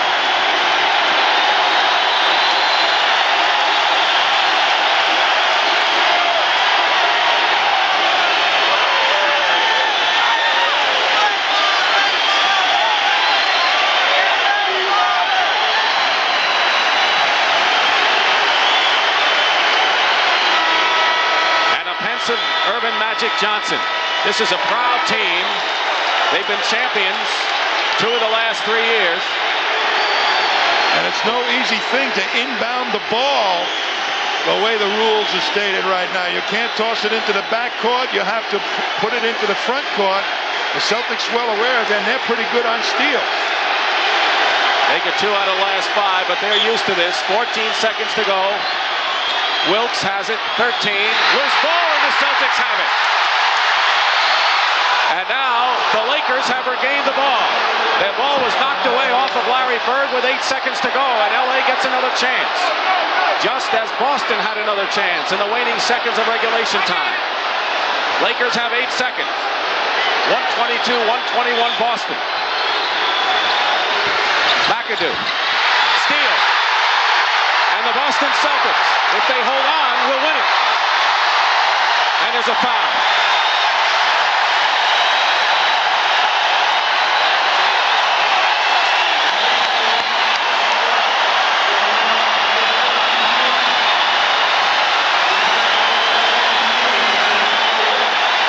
Let's watch the scramble, Tom. Well, I got blocked out, to tell you the truth. I don't know what happened. I'm seeing it for the first time. And here's Parrish, of all people, making a steal against Bob McAdoo. Now, Celtics end up with possession of the ball. The question is, does Larry Bird make the 2? Or does he hit one off the rim and let the clock go? Fitch got caught with that strategy one time. 9 for 13 from the line, and Larry Bird With 2 seconds to go, I think if you're the Celtics, you take the three-point lead and say, beat me with 2 seconds to go on a three-pointer. Particularly with LA out of timeouts, they got to take it out underneath the basket.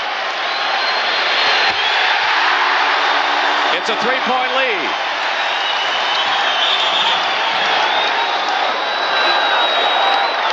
It's interesting that the Laker bench is signaling for timeout. They don't have any more. 2 seconds to go. Here's the long pass. And no time runs off. Boston will get it back, I think. At the other end of the court, where the ball was launched by the Lakers. Pat Riley shows the feeling of the Los Angeles group.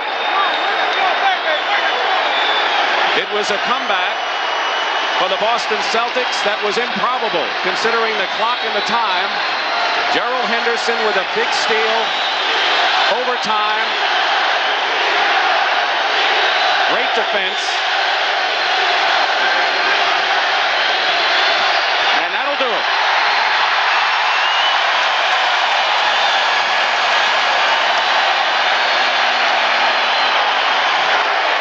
We're going to go to Los Angeles for Game 3 on Sunday, all even at 1 game apiece, as the Boston Celtics, in a grueling, dramatic victory, have upended the Los Angeles Lakers 124-121, and the Lakers came oh so close to putting the Celtics in a big hole, down 2 games to nothing, but it didn't happen, and the Celtics rallied to win by 3 points. And so now this series, which everyone had talked about as perhaps going the limit, being a great clash between 2 of the proud teams in professional basketball. And now it looks like we have the makings of the terrific series that was anticipated. So with the score 124-121, Boston over Los Angeles. Right now, let's go to Brent Musburger. All right, Dick, you'll never see one any better than that. But Kevin, the Lakers had this game, and when you give a championship game away, that could spell big trouble. Exactly right. It could cause a little problem for the Lakers. They felt they were 2-0. They're going back 1-1. It's a big difference. They made key errors down the stretch, which they shouldn't do, particularly from their outstanding players. All right, the series now moves to the West Coast. Game 3, of course, is going to be on Sunday afternoon. Right now, let's quickly go down to Pat O'Brien.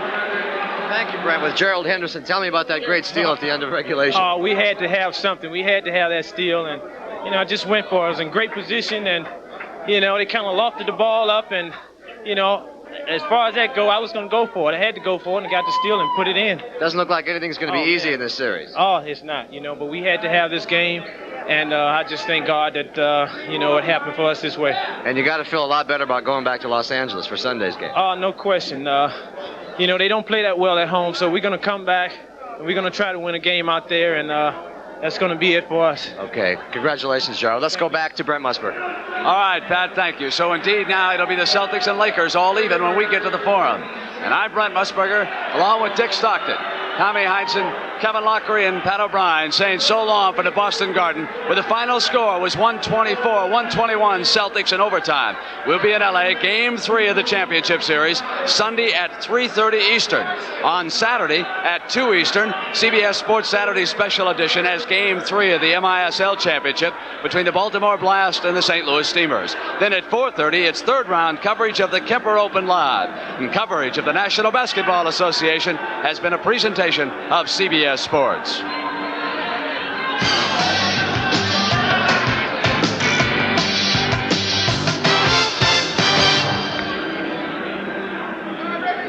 Fly the friendly skies of United, serving more of the nation's top 100 business centers than anyone. You're not just flying, you're flying the friendly skies. This is CBS.